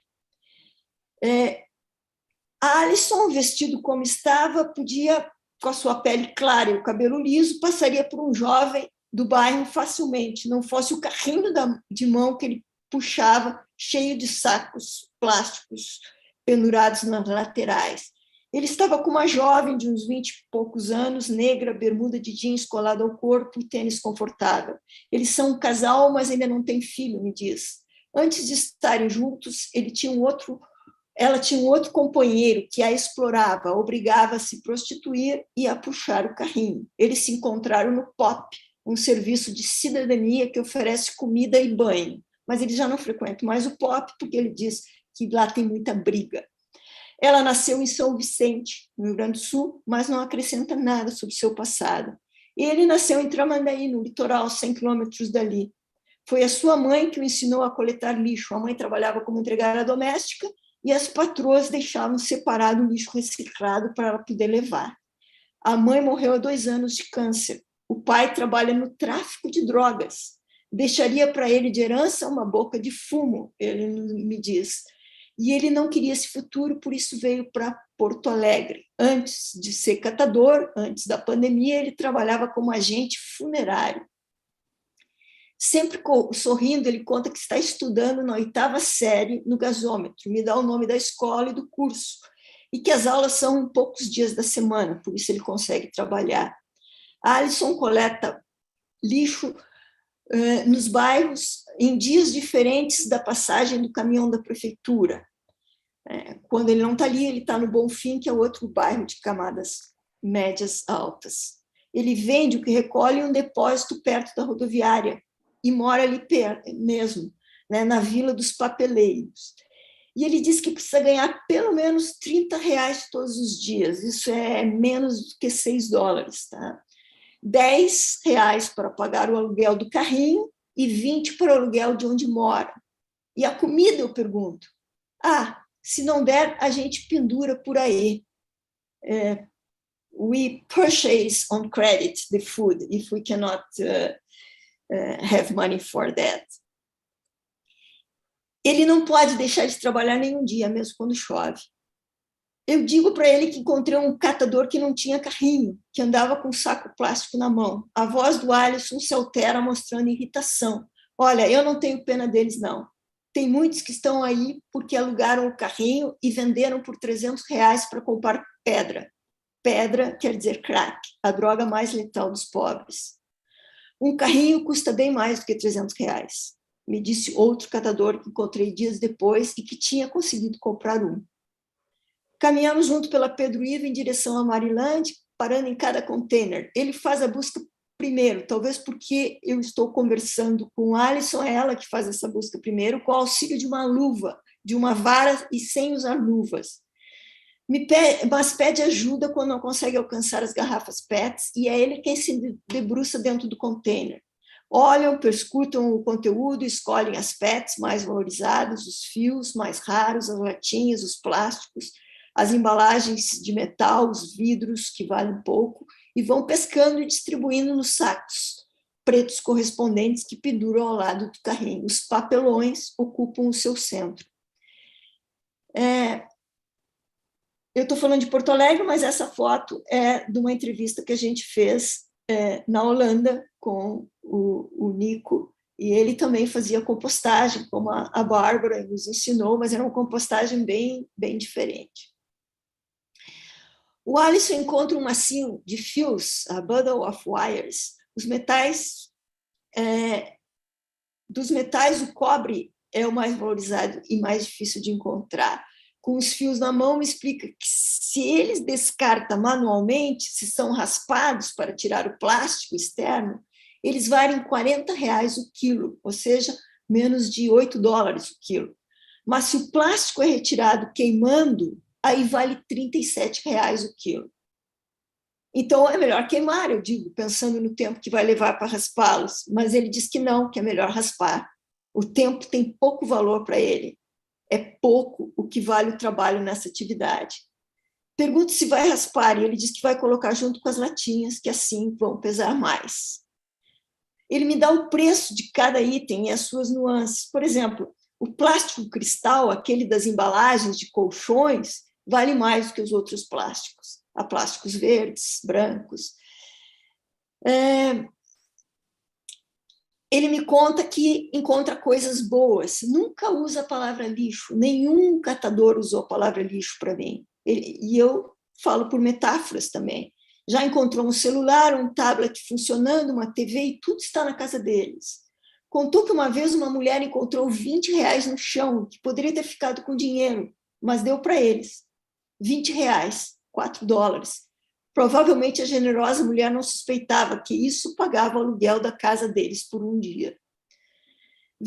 Nós vemos um grande caminhão fechado parar em um container na nossa frente, 2 homens descerem, abrirem a porta lateral do caminhão e atirarem para dentro os sacos recolhidos. Tudo muito rápido, e a impressão é de que o caminhão se manteve em movimento. Fecham a porta e voltam para a cabine. Alisson me diz que o caminhão é da ilha, se referindo às ilhas do Guaíba, onde moram. Muitas pessoas necessitadas. O lixo recolhido pelos caminhões do DMLU é reciclado por umas 300 pessoas que trabalham para a prefeitura lá. Pergunto se eles não gostariam de trabalhar, e ele me explica que essas pessoas são recrutadas nas ilhas, que são mais pobres, ou seja, há pobres mais pobres do que o casal com quem eu converso, aos que não conseguem alugar um carrinho, aos que moram nas ilhas do Guaíba. Encontro um que Alisson considera mais pobre, não tem carrinho. João mora com a esposa e a filha de 14 anos, não come nada durante o trabalho, só quando chega em casa. Ele precisa de pelo menos R$30 todos os dias, para o arroz, o feijão e o café, me diz. Carne, nunca mais comi, mas à noite eu como, depois do banho, diz com satisfação, como que antecipando o prazer daquele momento. Nem sempre consegue comer. Nem água bebe durante o dia, pois tem receio de pedir e alguém chamá-lo de vagabundo. Já me chamaram assim. Vagabundo eu não sou.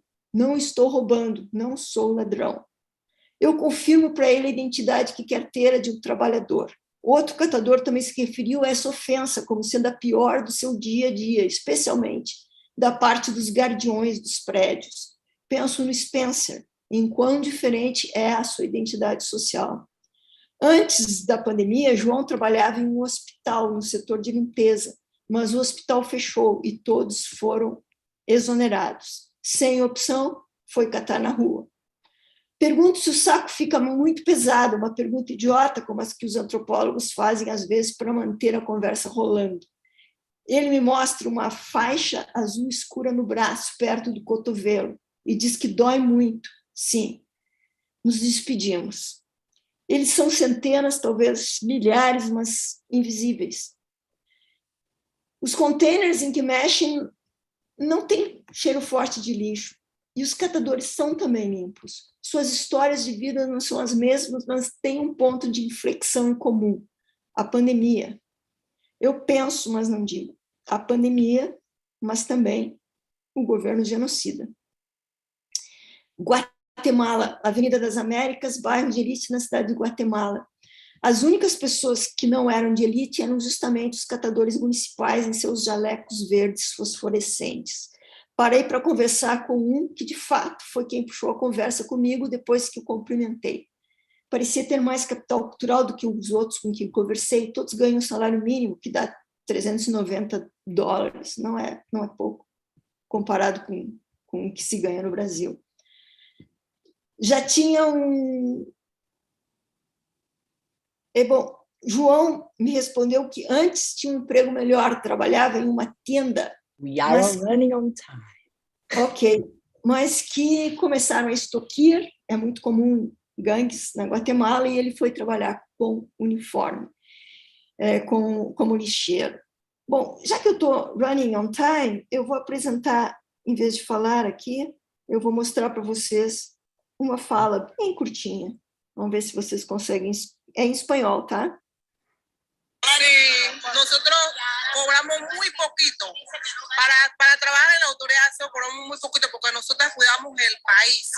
Nosotros somos unas mujeres que trabajamos bajo lluvia y recogemos diariamente la basura para que nos tengan así. Nosotros estamos exigiéndole al presidente que arregle este problema que estamos pidiendo. Los buses, a nosotros nos llevan a trabajar en los buses, pero no nos recogen, porque no hay, los camiones están dañados, todo está dañado. No hay, más como unos 5 para ir a recoger la basura. Agarran y cogen puros camiones alquilados y no nos dan el salario que nosotros queremos. Que compren los carros, que nos compren uniforme, todo eso estamos pidiendo. Todos los que estamos aquí. Então, essa foi a voz passa mais uma foto, que daí ela vai aparecer, de uma das grevistas no Panamá. E eu fiquei muito impressionada com a declaração dela. Nós limpamos o país, nós merecemos ganhar mais. É essa mulher que está bem à esquerda na foto que aparece comigo. 42 anos, e elas mesmas têm que comprar uniforme, e recebem transporte para ida, mas não recebem para volta. Algumas recebem, algumas têm botas, outras têm tênis, enfim.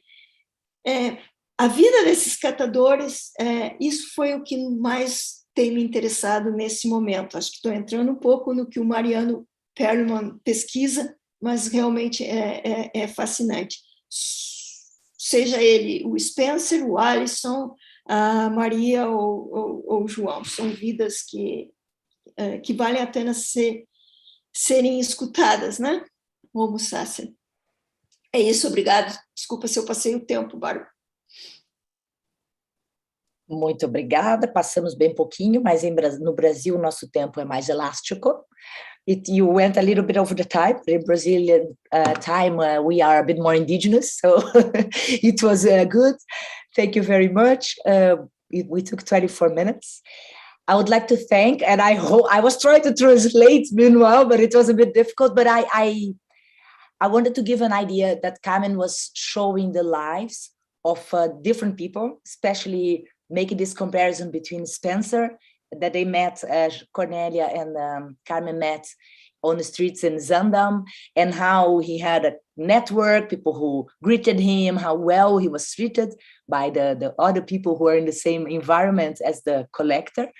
And then she makes this strike comparison with the very invisible and suffering all this kind of prejudice that the collectors had, talking to her about also their personal experiences of being collectors in Porto Alegre.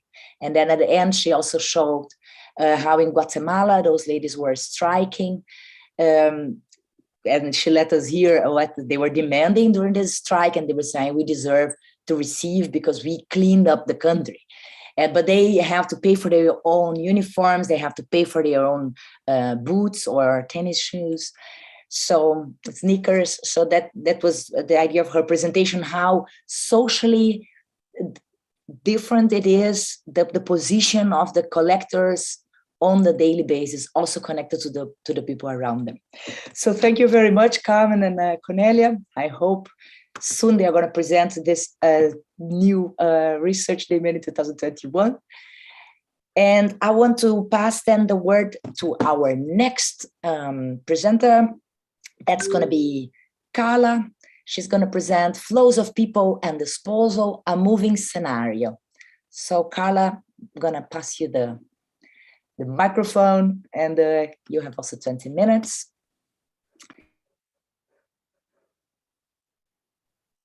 Tá mutada, Carla.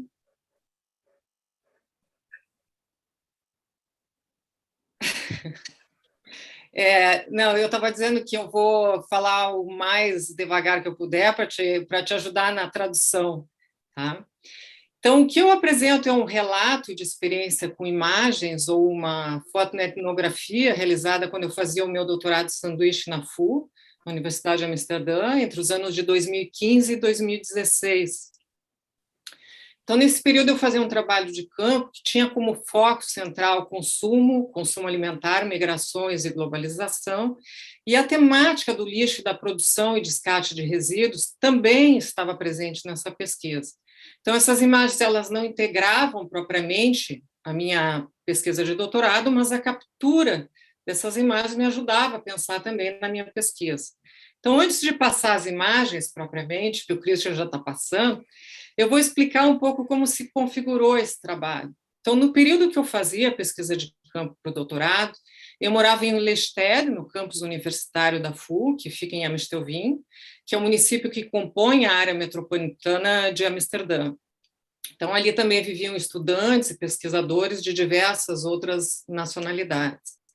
Então, nessa área, próxima ao edifício em que eu residia, havia uma espécie de um depósito de resíduos, onde moradores descartavam diferentes objetos, e esses objetos eram de maior porte, né, era um volume que excedia a capacidade dos contentores de resíduos menores, que eram distribuídos em maior número pela extensão do campus. Então, da minha janela, eu acompanhava toda a movimentação de um desses contentores grandes, eram 4, na realidade, ao redor do campus. Então, eu acompanhava o descarte de objetos ou resíduos, acompanhava o movimento de algumas pessoas que coletavam esses objetos, ou mesmo parte desses objetos, e também o caminhão da municipalidade que passava uma vez por semana e recolhia tudo o que ainda restava ou que não tinha sido coletado por alguém. Então, nesses contentores eram descartados objetos diversos. Se tu quiser, tu pode ir passando, Cristhian.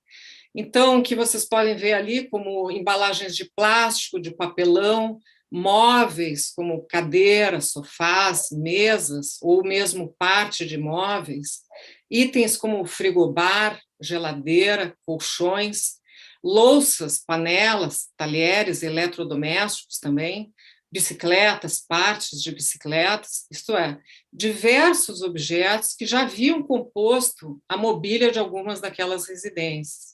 Então, esses objetos eles também se encontravam em diferentes estágios de conservação, alguns eram mais novos, né, e podiam ser aproveitados na sua integralidade, e outros já pareciam mais danificados, ou seja, não tinham muito proveito, então, visivelmente, né, já podiam ser descartados, ou passar por um outro processo de reciclagem.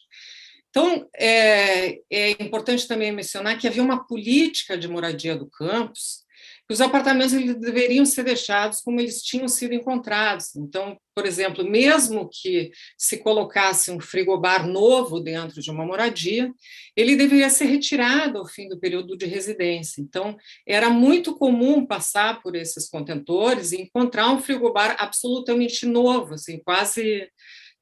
aparentemente quase saído de fábrica.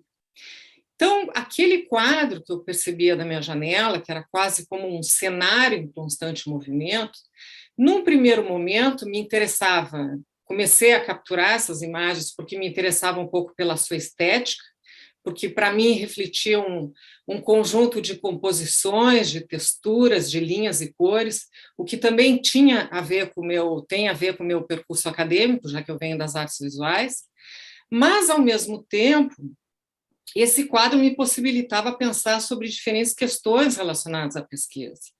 Eu trago um pouco a ideia de Mary Douglas e Ischel, quando abordam o consumo e consideram que as coisas, para além da sua utilidade, elas também são boas para pensar. Então, um dos pontos principais para essa reflexão se refere a um dos eixos centrais da minha pesquisa, que era justamente a questão da globalização, né, especialmente em sua dimensão cultural, e a intensidade do fluxo. Tomando aquele contexto, eu ressalto, sobretudo, a maior circulação de pessoas, né, como observam Ranners, Apadurai e tantos outros autores. Então, isso porque aquela circulação de objetos, ela também refletia a circulação de pessoas naquele local e provindas de diferentes partes do mundo. Então, desse modo, também se pode dizer que aquele espaço ele reproduzia algum dos traços do que a Sassen concebe como uma cidade global, ou seja, cidades em que os processos relacionados à globalização ganham uma maior materialidade. Então, embora esse contexto fosse Amstelveen, né, aquele era o campus da universidade, que era sediado em Amsterdã, cidade, então, que corresponderia, de certa forma, a essa concepção de Sassen. Então, mesmo que aquela fosse uma realidade mais específica do campus, o conjunto daquelas coisas ainda me fazia refletir sobre aquela geração constante de resíduos, ou seja, o descarte de coisas. Por que muitas coisas estavam ali, coisas que ainda eram novas, né, sujeitas ao mau tempo, pegando chuva, era uma das coisas que me intrigava, né, e que podiam ainda ser reaproveitadas. Então, o que me levava a pensar também na questão do desperdício e, especialmente, nos impactos ambientais. Né? Quando a gente fala em um refrigerador, por exemplo, muitos dos elementos que são necessários para a sua fabricação, né, como ferro, alumínio, poliuretano, plásticos, borrachas, e também a utilização de energia, o impacto relacionado ao transporte, por aí vai. Então, aquele pequeno universo que era aquele contentor, ou aquele microcosmo, eu via também como um retrato entre produção e consumo em sociedades industrializadas, e mesmo pós-industrializadas, e a sua lógica capitalista, sobretudo no que se refere às problemáticas ambientais em um âmbito mais amplo. Então, por outro lado, considerando que muitos daqueles objetos, de certa forma, também tinham renovado seu ciclo de vida, à medida que eles eram coletados e reintegrados àquelas residências, isso também significava uma redução de resíduos. Então, aquele quadro, o cenário, também me possibilitava vislumbrar a materialização de uma ideia de economia circular, uma vez que havia um remodelamento da lógica do ciclo linear de produção, consumo e descarte em favor de um processo mais circular. Bom, então, eu apresentei mais rápido, eu vou apresentar as imagens. Então, aqui, por exemplo, tem a cena de um dos moradores pegando uma cadeira, aqui alguns armários, né, diversos armários, seguidamente se via muitos itens praticamente novos ali nos contentores. Se tu quiseres passar, Cristhian.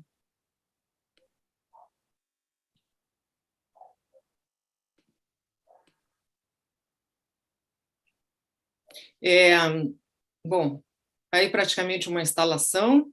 Aqui muitos itens de cozinha, panelas. Eu chamo a atenção que eu também peguei alguns itens que eu encontrava ali, eu utilizei enquanto eu morava lá, depois retornei para esse contentor.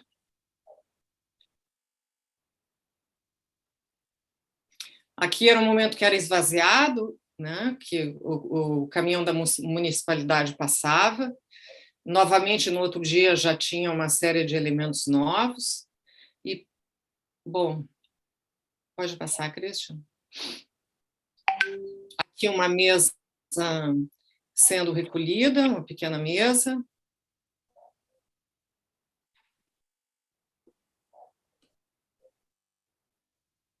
Uma geladeira que restava, aqui um frigobar, uma parte de um sofá.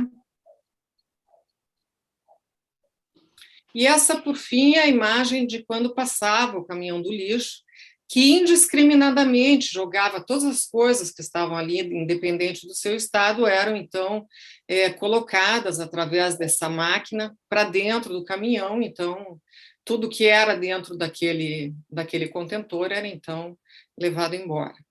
Então, eu agradeço a audiência e finalizo por aqui.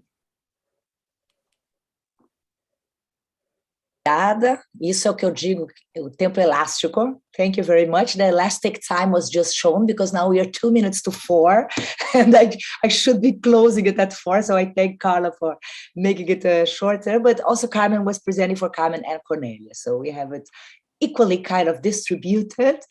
And I opened for questions from the audience. We are a bit short, or someone wants to comment on the artistic installation of how the rubbish changed over time and how Carla could frame it out of her window. Like she says, I come from art studies, so for me it was a kind of installation. And it was like from my daily morning, looking out of my window, I was making pictures. Mariano, please. If you want, you can speak in Spanish and I will translate you. Or you speak in English to make my life easier. Okay, thank you very much. I have first. Now I listen to you. I believe that I should change my presentation for tomorrow, but well, that's another. I really like these two presentations regarding to the how different ways of collecting gets different meanings. So my first questions regards to the production of value for both of three, for the three of you, because what I'm listening here is the idea of circular economy. Many times we put lot of weight on the idea of money or getting money on salary, but there is another productions of value, social value. For instance, what Carmen and Cornelia presented regarding how people are produciéndose ellos mismos, ¿no? The self-production regarding to what they do, and this regards to the discussion of circular economy and moral economy. I'm not saying that there is all economy is moral. So my point here is how this different use of waste of leisure. That's very interesting. How people do not talk about the word leisure, because I believe that there is something regarding to the production of value there, and or the discussion or the struggles about what value is. That's my question. So how these people in the Netherlands, for instance, have different approaches to the discard things, and how this is related to the production of value, not value in an economic terms, but in the different spheres of values. So my point here is this. Not as, for instance, not any people that looks into the garbage things become a catador, né? Or a waste picker, because there is something there that it regards, for instance, with the la cuestión estética, no? With the, for instance, and with the social trajectories of people, and also of social trajectory of things. No, so this I'm not being clear, but that's some points I would like you to, or I would like to know your impression about these relations between worth, values, economic values, social values, social worth, and the relations with the discard. Quer começar, Carla? Vai lá. Mas eu acho que, Carmen, eu vou responder em português. Eu acho que a pesquisa de vocês, eu acho que pode dar uma resposta melhor, porque, na verdade, eu não fiz exatamente uma entrevista com as pessoas, né? Então, eu trabalhei com alimentação quando eu tive a oportunidade de entrevistar, e eram outras questões, era o lixo doméstico, então era dentro de uma categoria, se trabalhava com a categoria de lixo, exatamente. Então, eu vou deixar para a Carmen, que talvez tenha uma resposta mais precisa. She's passing the word to Carmen that because she says I work more on the area of food, and then I think because of your interviews with the people who actually worked hands-on with waste, that might be more interesting to listen to Carmen and Cornelia. Yes, Mariana, I think you are touching a central point and a central difference between what we observed in the Netherlands and in South and Central America. In the Netherlands, the waste was, for many people, a burden, something that they have to get rid of in echo points. And when they are there, they are happy to be there, and they understand that, well, they are doing something for the Earth system. But they hated to separate things.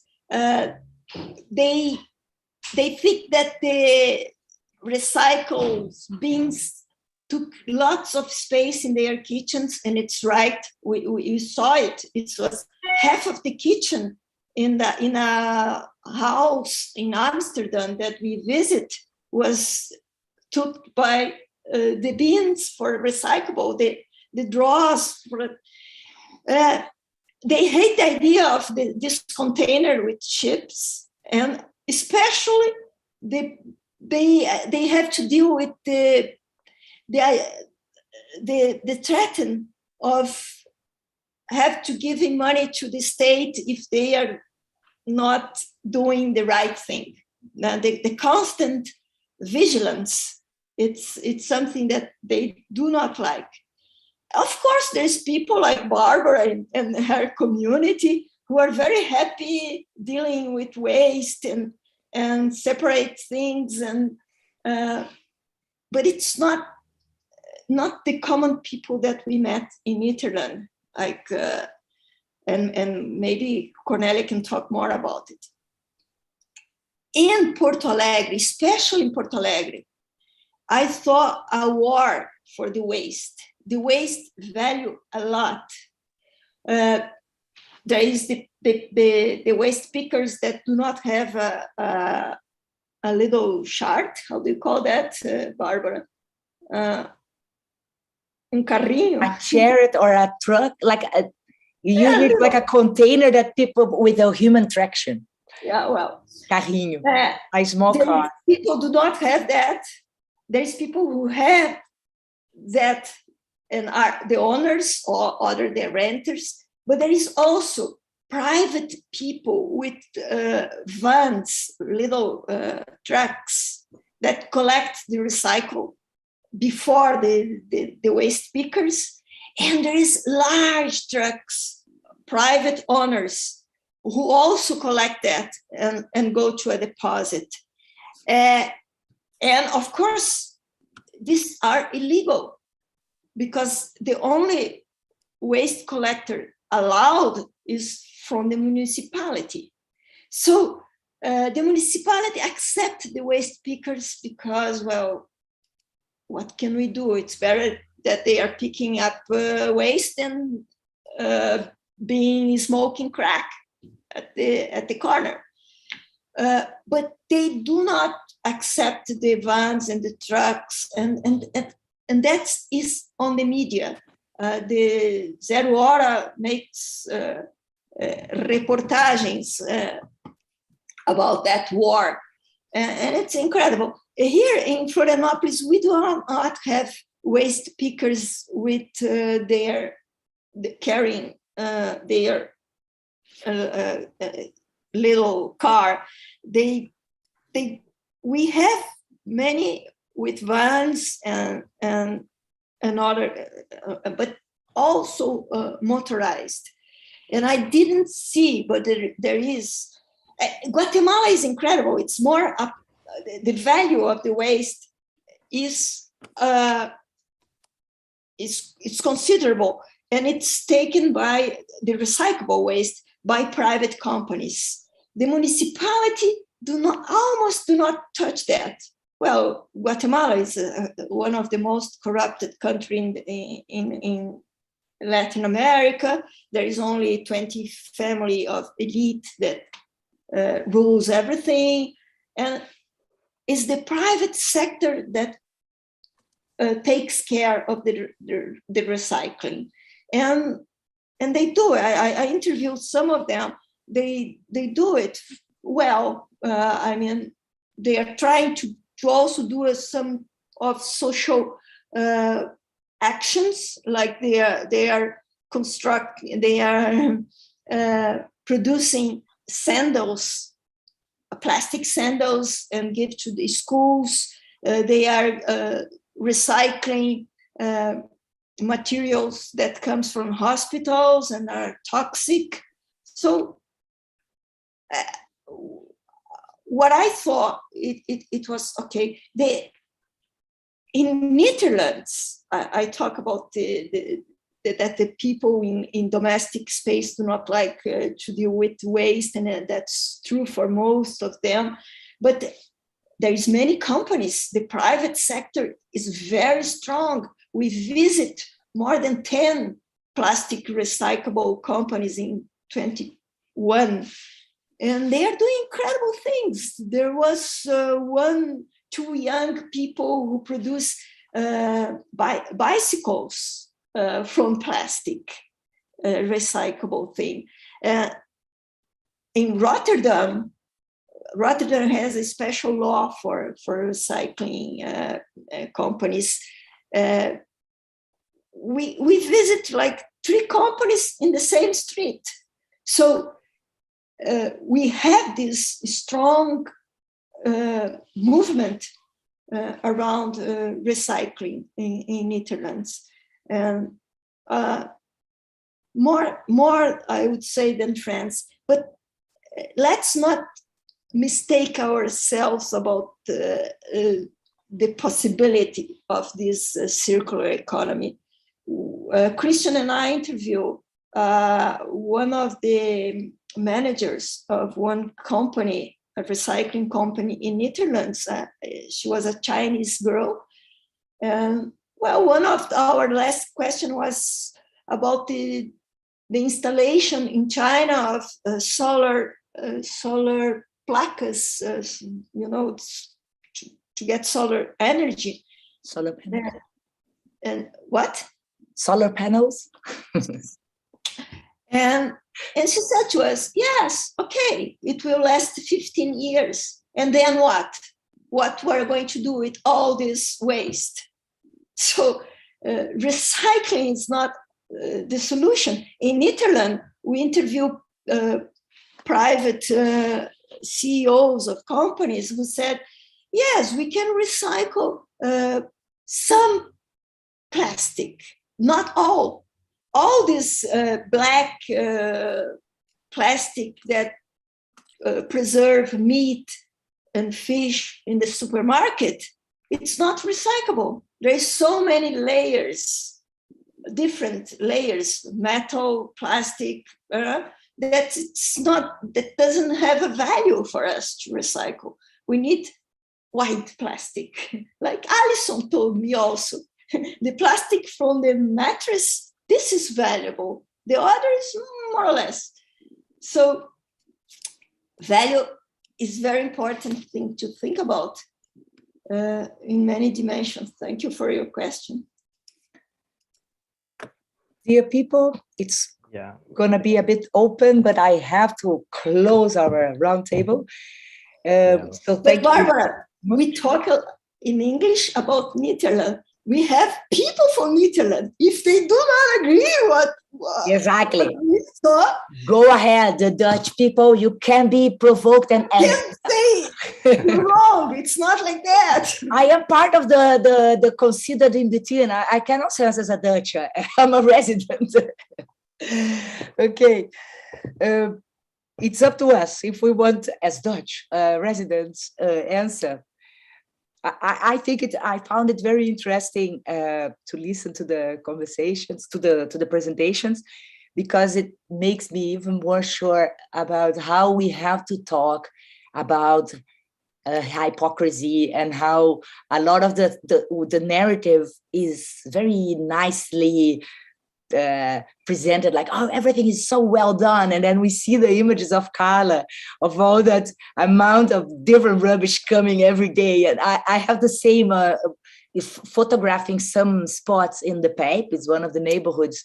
I did supervised a master student there in 2016, and we had also this feeling like every day it was an increasing amount of different kinds of waste all around the containers, and this underground, but what it comes out of the underground that we can see, it's shocking because it's very disorganized, especially in Amsterdam, that is a city that suffers from a lot of people living together and trying to manage this big amount of production of waste. So I think that was what I liked on the presentations, but I don't know if Freek or some other colleagues want to comment. And then I have to pass to Freek to coordinate the next roundtable. Yeah, I could add, but we're eating into the time of the next speakers, including you, Barbara. Exactly. I think we should go on, but perhaps again have, say, a 3-minute break. Yeah. Have some fresh air, coffee or whatever, stretch your legs, and then 5 minutes at the most from now we start. Barbara, you are the next speaker. Your micro. Estás muteada, Bárbara. Oops, perdón. I will try to share my screen. I don't have that many pictures. I want to show a bit, and then. But Barbara, before you start sharing the screen, so I said let's have a short break. Yeah. And we had already agreed that Lena would start. Yeah. If you remember. So she will give the presentation, and for you it will be easier to connect to her than the other way around. Yeah. It is good. So Cristhian, don't worry, I will share the screen here. Okay, yeah. Lena, I got your new presentation, okay? It's everything okay.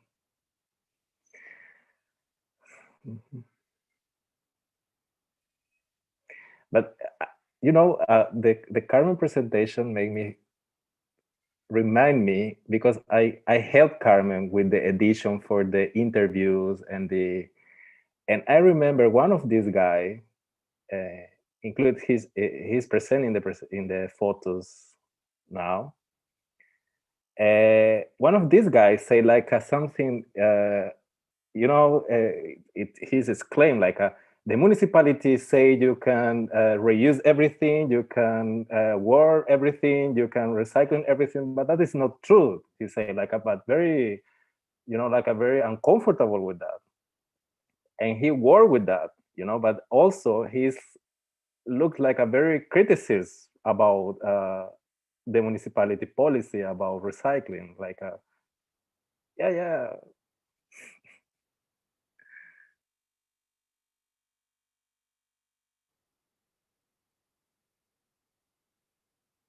We could try to write one, Cristhian, about, I think we could try to, this perspective from seeing, one is the narrative, how they present, oh, it is so organized, it's so, yeah, but, and then the reality, how shockingly different it is. Do you know one strong thing here in the Netherlands, a very strong thing, the difference between Brazil, it is the sindicatos, it's very strong here. Mm-hmm. The unions. Yeah. And well, I don't know how it is in Brazil, but I talked to the guys from make the collection here in my street, and they told me about agenda and you know, like a discussion about this and discussion about that, and you know, like you can see like it is a strong institution also between the private companies and the municipalities, and you know, like you have in the between the unions for this. strong power, yeah. Yeah. Who owns the rubbish? Well, I need to take a little break.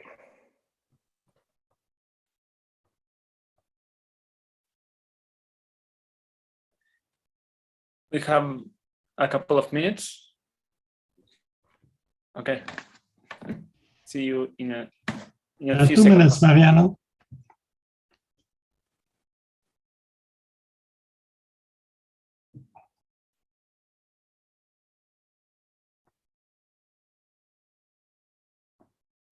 I had a scenography because of the television, because of the Amazon.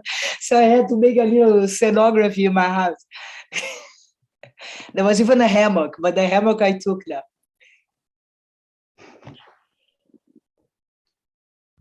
Well, guys.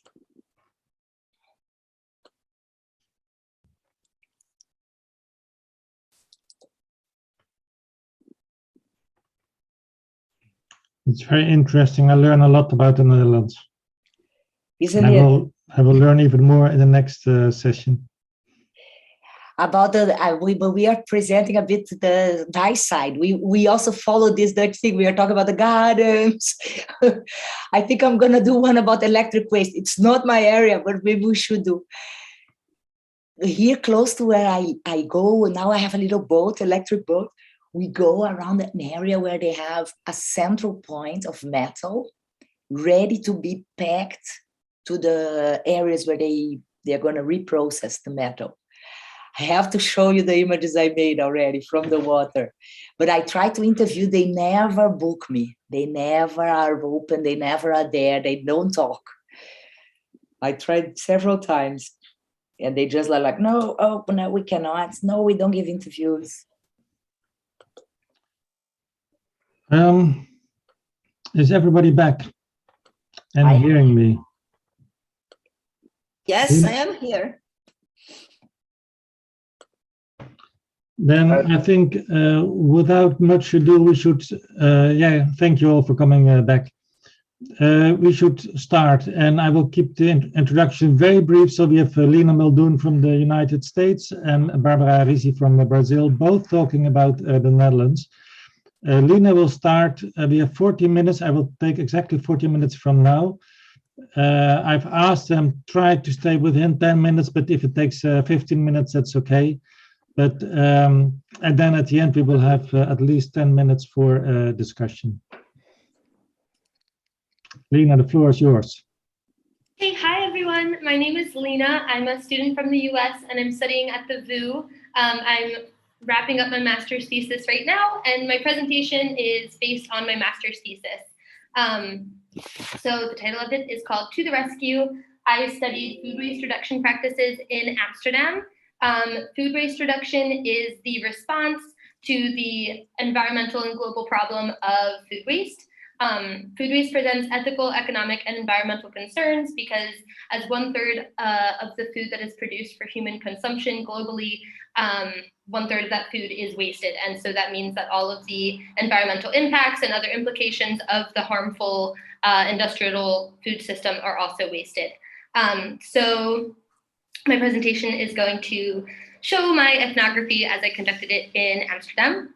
Can I have the next slide, please, Cristhian? So a brief outline of my presentation.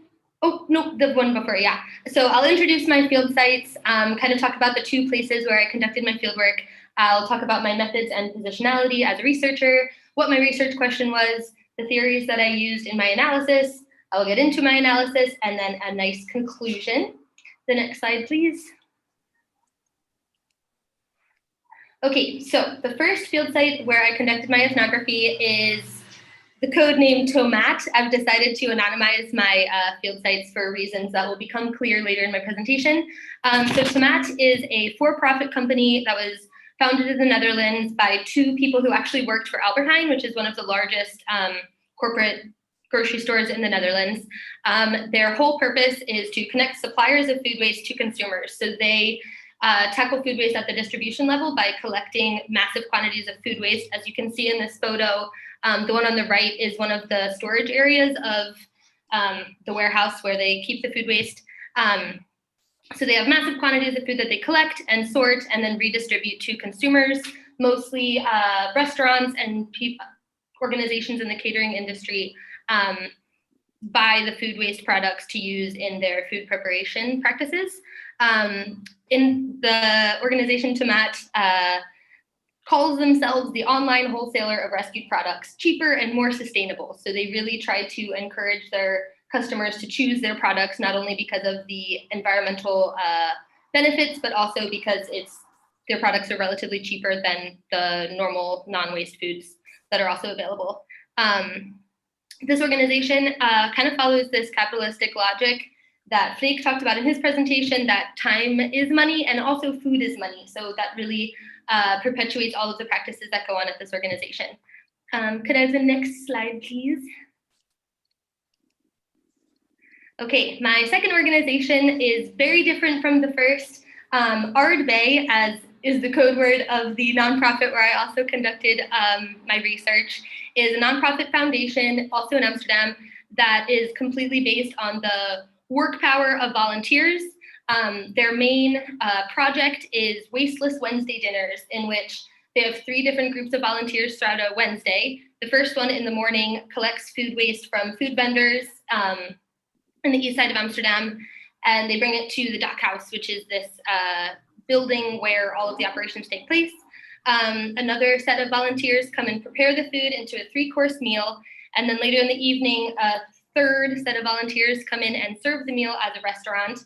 And the meals that are served at Ardbey are completely donation-based. So they also really operate outside of this globalized capitalistic system by not attributing a monetary value to the food waste products, which is very different from the way that Tomat operates.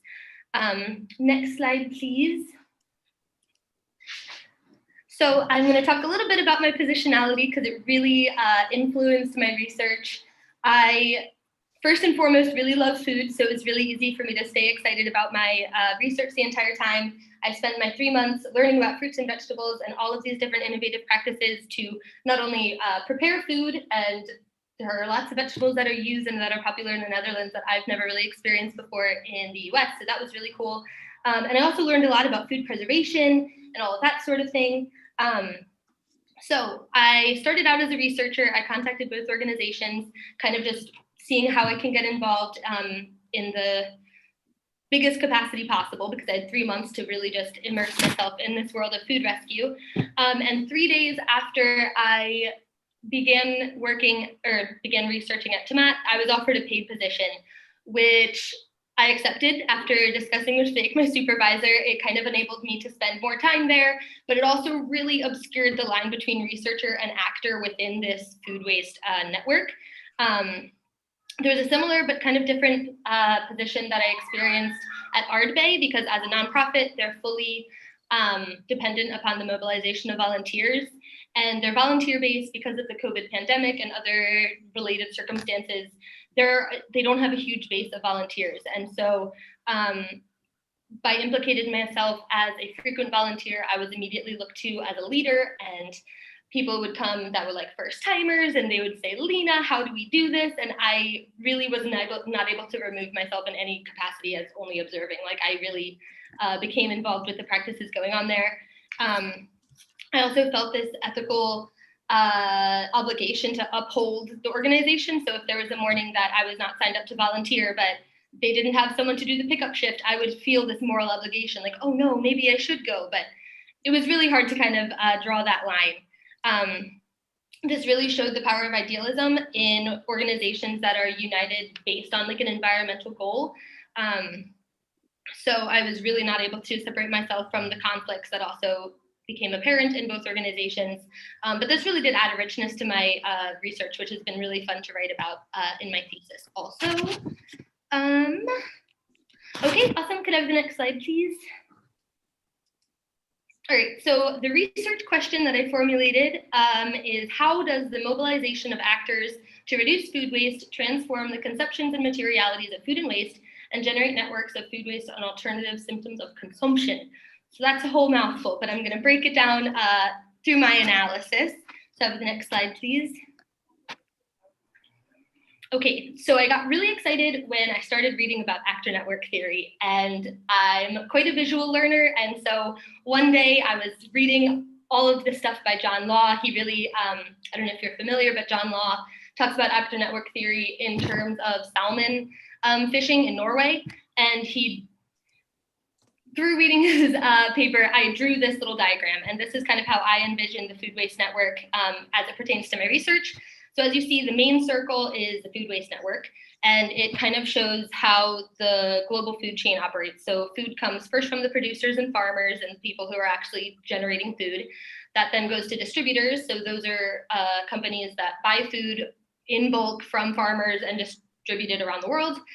Retailers become the stores and other places where consumers directly buy food. And then lastly, consumers are eating it, hopefully.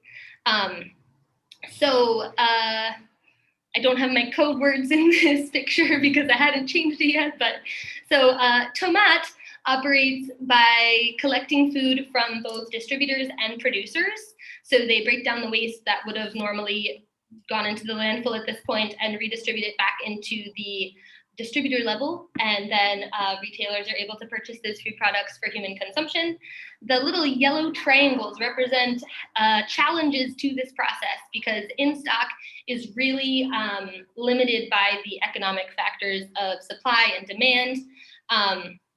And so because they assign this monetary value to food waste products, they don't always uphold their idealistic goals because they're limited by like time and space, and the employees cost money. And so the optimal amount of food waste is not always saved.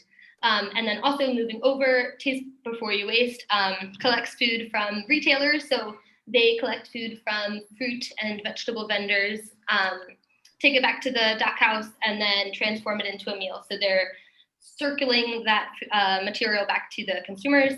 This also really represents the circular economic theme of this colloquium, I think, because it's kind of showing how these linear processes are becoming a circle when you're redistributing materials rather than generating new food. Okay, could I have the next slide, please? So within this actor network theory, I use the methodological analysis of material semiotics by looking at the actual physical materiality of food and how the actors that are transforming food are really dealing with the physical qualities of food. So food waste is a conception that's really based on signs and symbols. As you can see in those two photos, there's a sweet potato that's kind of beautifully covered in this mold. And this was in a box of 15 kilos of sweet potatoes. And by going through the practices of sorting out food, that was thrown away while the rest of it was able to be saved. Same with this pepper. It has a really beautiful formulation of mold on it. Let me make sure I'm reading everything. Okay.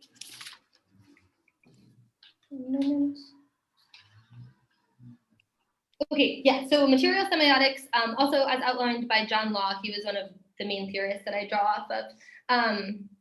It looks at how practices are woven out of threads to form weaves that are semiotic, meaning that they carry meaning. And so all of these food products that are being worked with at both of these organizations, their very being as rejected or saved really carries meaning for how it's going to be used. And so by looking at this physical stuff, I was able to analyze what happens to the food in these processes. Next slide, please. Okay, so food waste operations is really based on distributed agency within the food waste network. And here I'm going to talk about the main conflict that kind of shaped my ideas about food waste reduction. So at Tomat, this is the for-profit organization where I was conducting my fieldwork. I realized about 1 month in that the major supplier of food waste substances was really not food waste at all. And so basically one of the major, prior to this, a company went bankrupt after COVID and was no longer able to redirect a lot of their food products to Tomat. And so Tomat did not have enough products to be selling to their customers. And so they started buying foods from just this like regular food distributor, and these products were not waste. And so this really undermined their entire idealistic goal of saving food. We're this alternative system, like really trying to normalize food waste as a resource. That went out the window when they were no longer having enough food waste materials. And so to compensate for this, they hired a new account manager who was trying to find new connections within the food network. And they were able to find a lot, but at this time, they're still buying food that is not waste and selling it as if it was waste to their customers. And so this whole ethical problem really showed me that despite best intentions, if a company is completely based on profit, then they're not always going to be able to uphold this idealistic circular economic model. And so, yeah, that was quite an issue. So I also saw at Ardbeg similar conflict or similar challenges, but their challenges were more based in the mobilization of volunteers. And it's very interesting because they are completely not based on this economic value-based system. However, if you are not paying anyone, it's really hard to get volunteers to come every single week, week after week, having this like constant flow. Also, a lot of the volunteers are students who are busy and probably don't have great jobs and a great source of income. So that really showed also that it's a fine line between really focusing on making money off of food waste and then also how do you mobilize enough volunteers to keep your practices going all the time. Lina, you have now talked for 15 minutes. I've been talking, okay, that's fine. I'm almost done. Could I have the next slide, please?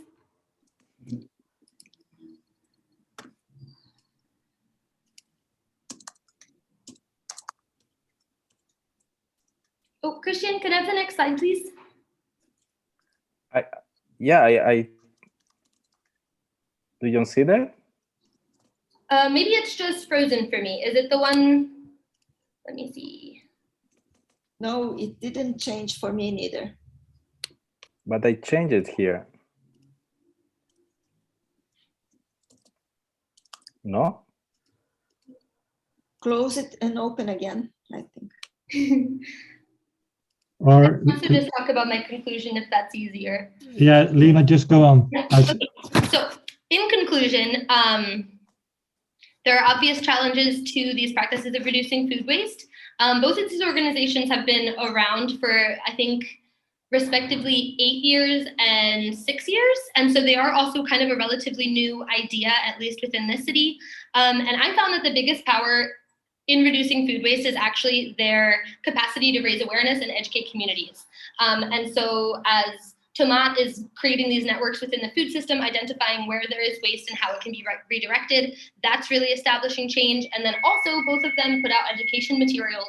I have a cool picture in my conclusion of this book that in stock, I'm so sorry, there is no anonymizing in this presentation. It's called Meneer Twee Benpien, and it's this cute little carrot with 2 legs, and it's all about wonky vegetables, and it's all about normalizing eating food products that don't look like these perfect aesthetic materials that you normally find at the grocery store.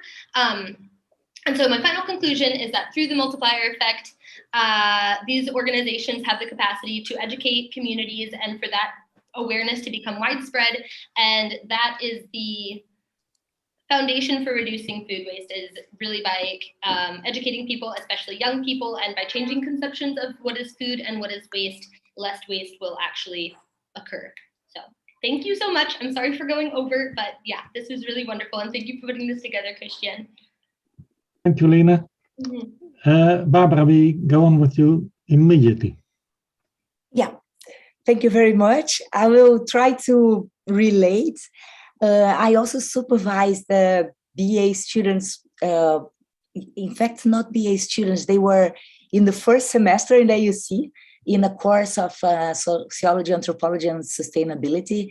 And they went also researching about how to not to consider food waste, but like keep it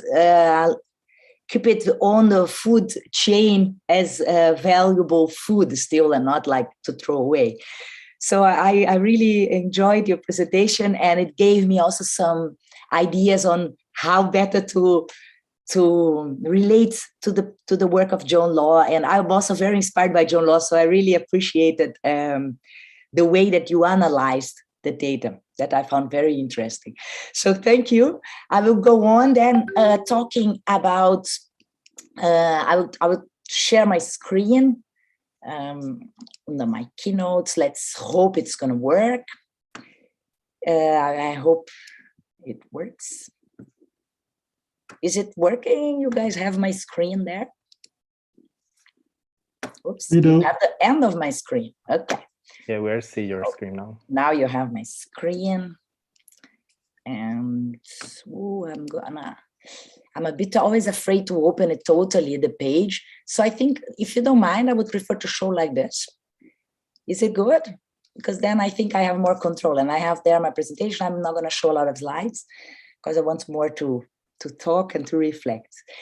So I created a title a bit funny, that is the idea Amsterdammers go native, because as most of you know, I come, maybe Mariano doesn't know that, and Lena, my master degree, my PhD, and my whole life I dedicated as a researcher since 2003 to the Amazon. I keep on working with the Amazon, even though I'm in the Netherlands. And I always worked about indigenous people. So that's my thesis. And I usually work, about Amazonians and how they live in a very big area, the people I worked with, the language I've learned. And they work hunter-gathering, literally. Like, they usually don't go to the supermarket. They live very self-standard. They can produce their own food. They live in a second biggest indigenous land in Brazil. It's 8.5 million hectares. If you go by bike or walking around the area, it's 2,000 kilometers.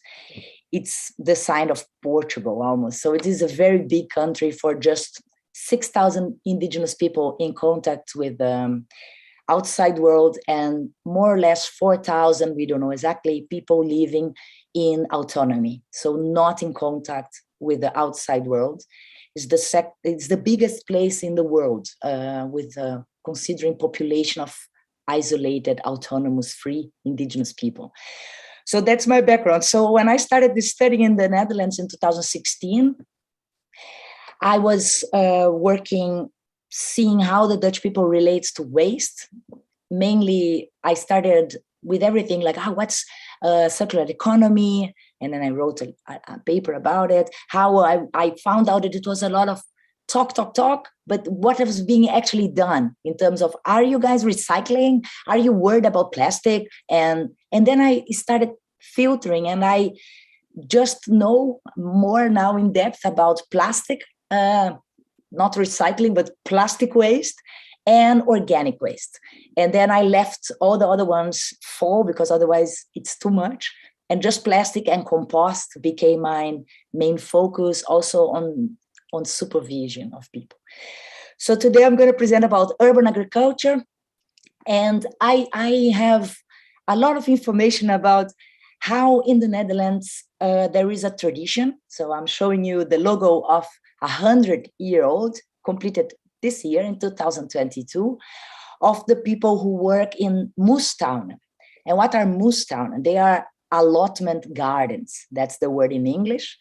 And we call urban agriculture in Brazil.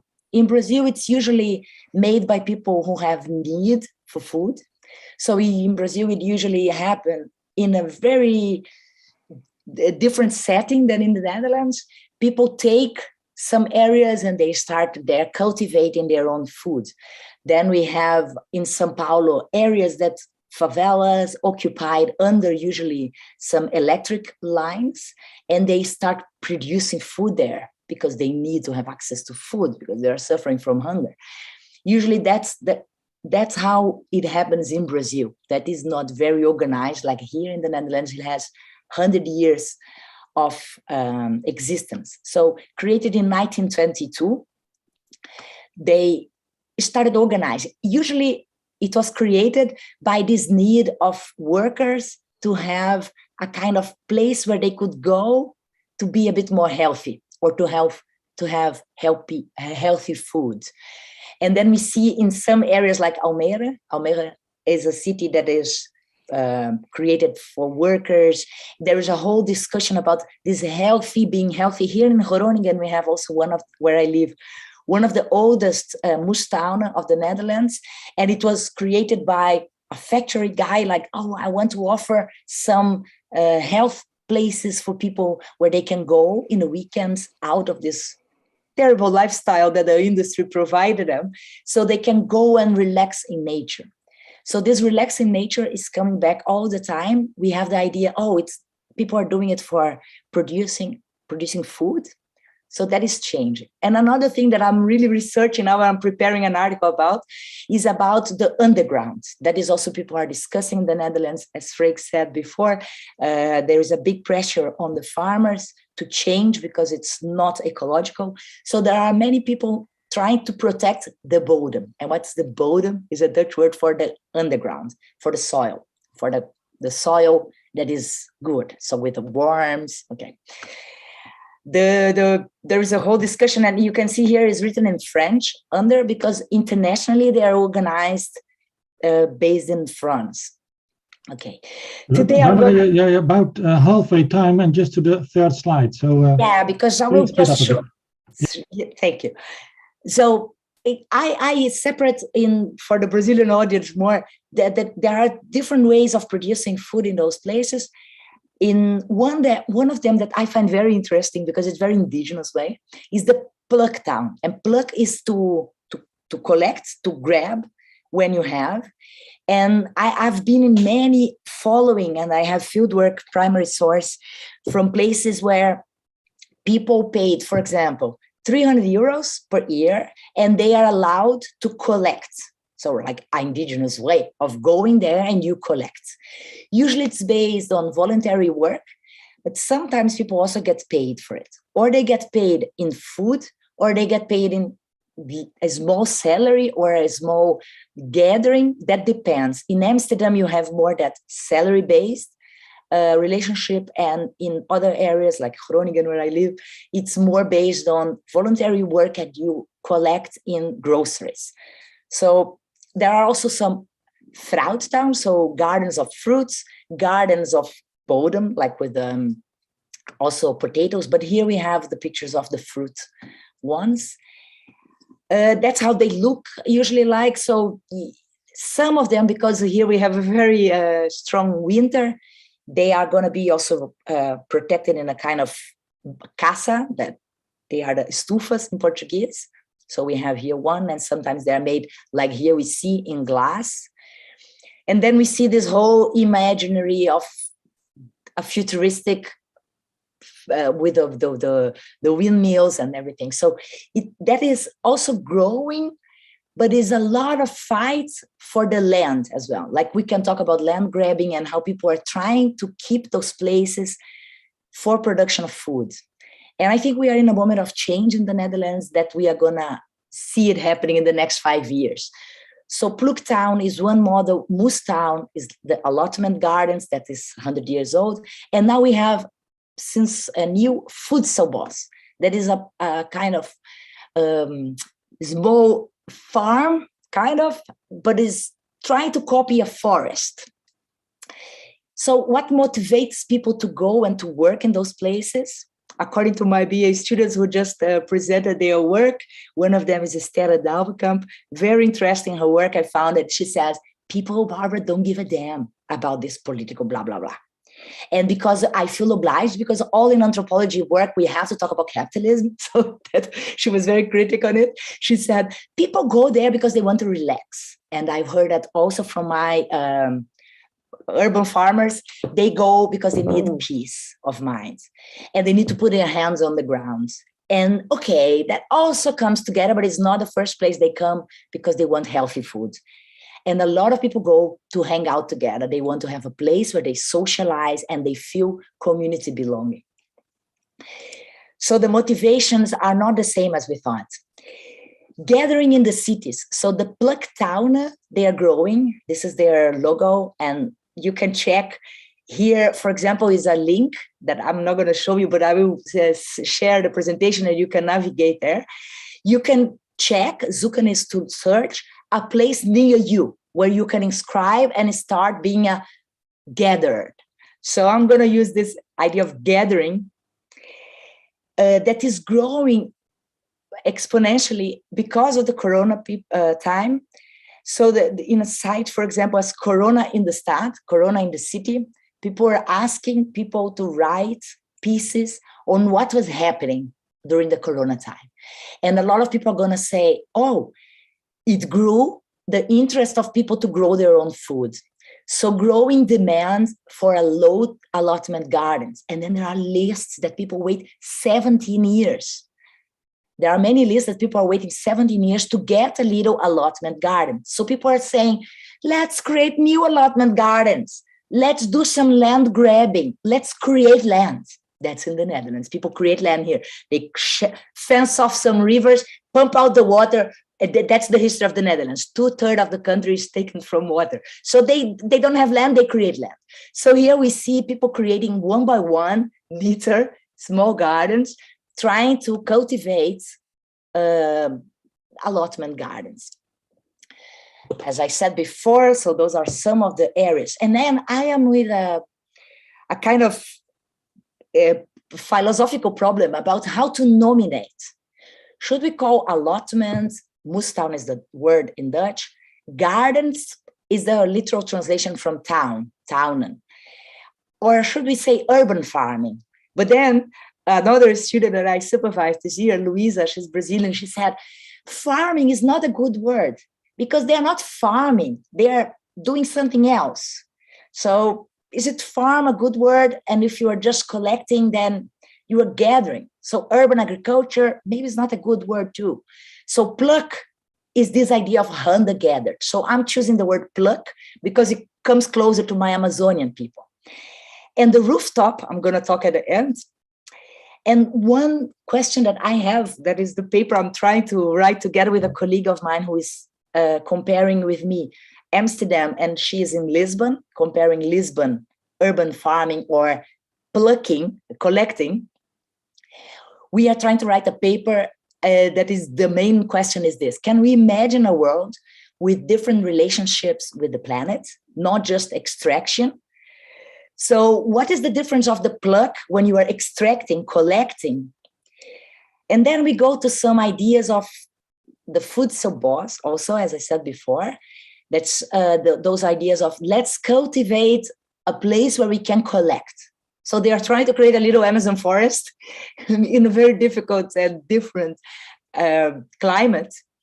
And the man who starts this movement is Robert Hart in the UK. He's the first, or the inspiration for a lot of other forest gardeners.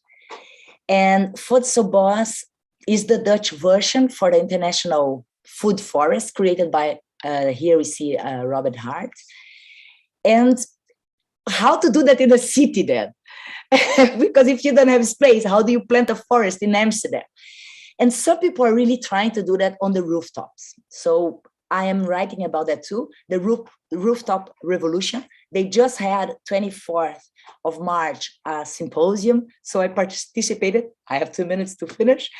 And they are trying to create a forest on the dak. That's the Dutch word for rooftop. So they are trying to create a farm, a forest or an allotment on their buildings. So that's the way that cities maybe are trying to find a way. So then I asked myself, and this colleague, Senara Sander, who is in Lisbon, how do we approach this? Can we say that there is a wish to indigenize? Is there a way, is there a happening that in Europe people are trying to become indigenous people? Usually I participate in workshops and the symposium here about degrowth. No, let's stop growing, we need to degrowth. But I say we better follow my dear philosopher friend. I like him very much. He's a Brazilian philosopher who is a doctor, honored doctor by many universities in Brazil, from Minas Gerais. the Krenak, Ailton Krenak, he says, the human population and its artificial world are panicking. And the way they work is in a state of crisis. And he says the future is ancestral. And now his books are translated in several languages, including Dutch. Very cool. So I'm giving lectures about his words and his ideas. And he is saying, we have here, I'm an indigenous guy, I'm an activist since I'm very young, and I have something to say. Ideas to Postpone the End of the World is one of his books. And the other one is The Tomorrow is Not for Sale. So I think the Dutch people are trying to follow my Amazonian ladies here, that I have a picture to show you at the end of my presentation, that they are trying in a way to indigenize themselves. And maybe it's time that we start doing a kind of cross-academic fertilization for them and try to bring indigenous inspirations to show to Europe that the future is ancestral and indigenous people have a word to say on that. And I hope I can be one of those bridge mediators. So thank you very much. And obrigada. And we go on. Thank you, Barbara. Questions or comments? Who would like to take the lead? And can you please stop on sharing your screen? Yeah.